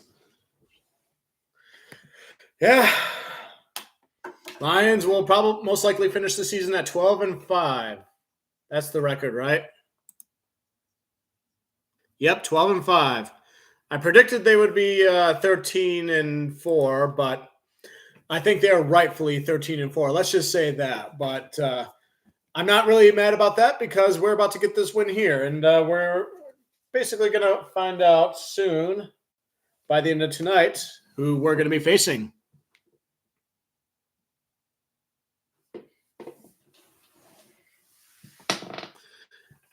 What about Montgomery? Did he get it? Montgomery only needed a handful, right?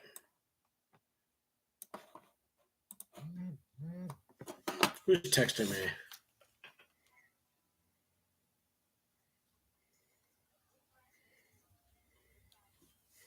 Hang on a second. Enjoy my phone case while I check out my text messages.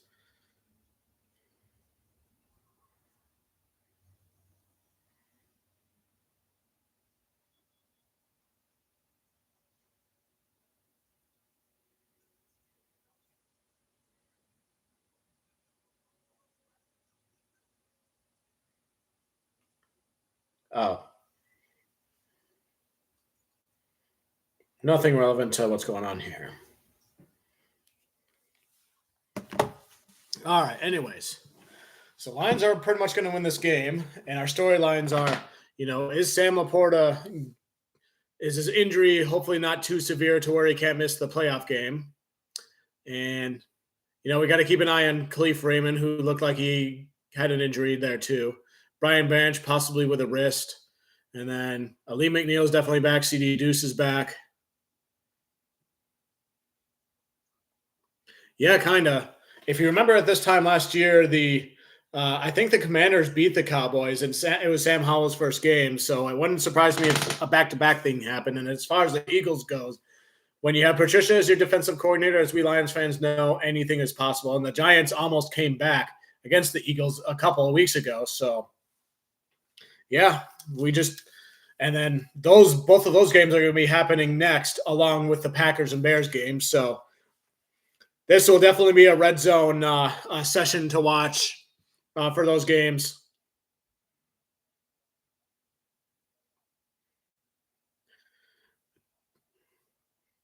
Side pass to Reynolds. He gets a first down and then some. Clock is running down to 1:48. When are they going to start taking their knees? I'd say probably right about now. Hodge talking with McNeil, all in a good mood, like goofy mood kind of. Pascal's there. Montgomery's on the sideline.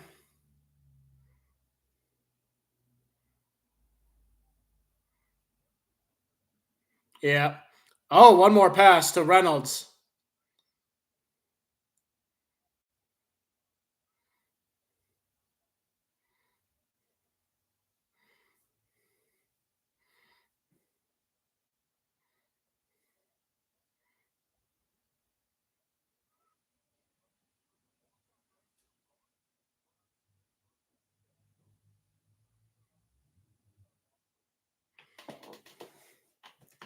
And who's the Sunday Night Football game? Is that the Bills and the Dolphins? Because I think the Bills still technically haven't clinched a playoff spot yet, have they?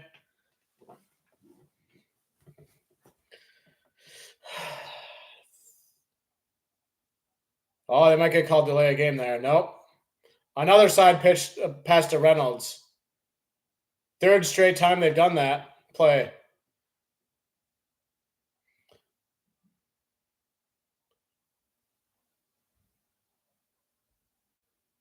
"12 wins this season, second time in team history, 1991. Interesting that they didn't decide to knee it. I guess they were just trying to get some stats for Reynolds or something.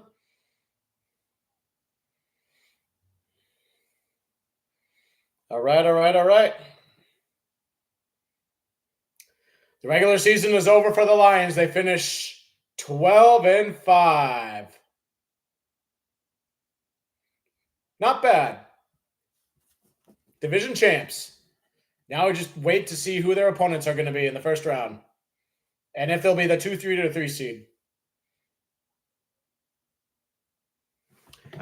But I'm going to cut off the stream right here. Thank you, everybody, for who joined in and to say hi for a minute and do a chat. So hopefully by this time next week, hopefully I'll be available to live stream because I'm not sure yet. And then hopefully we'll be playing a opponent that will be able to win. I mean, the Lions will be able to beat anybody, but regardless, it'll be a home playoff game at Ford Field.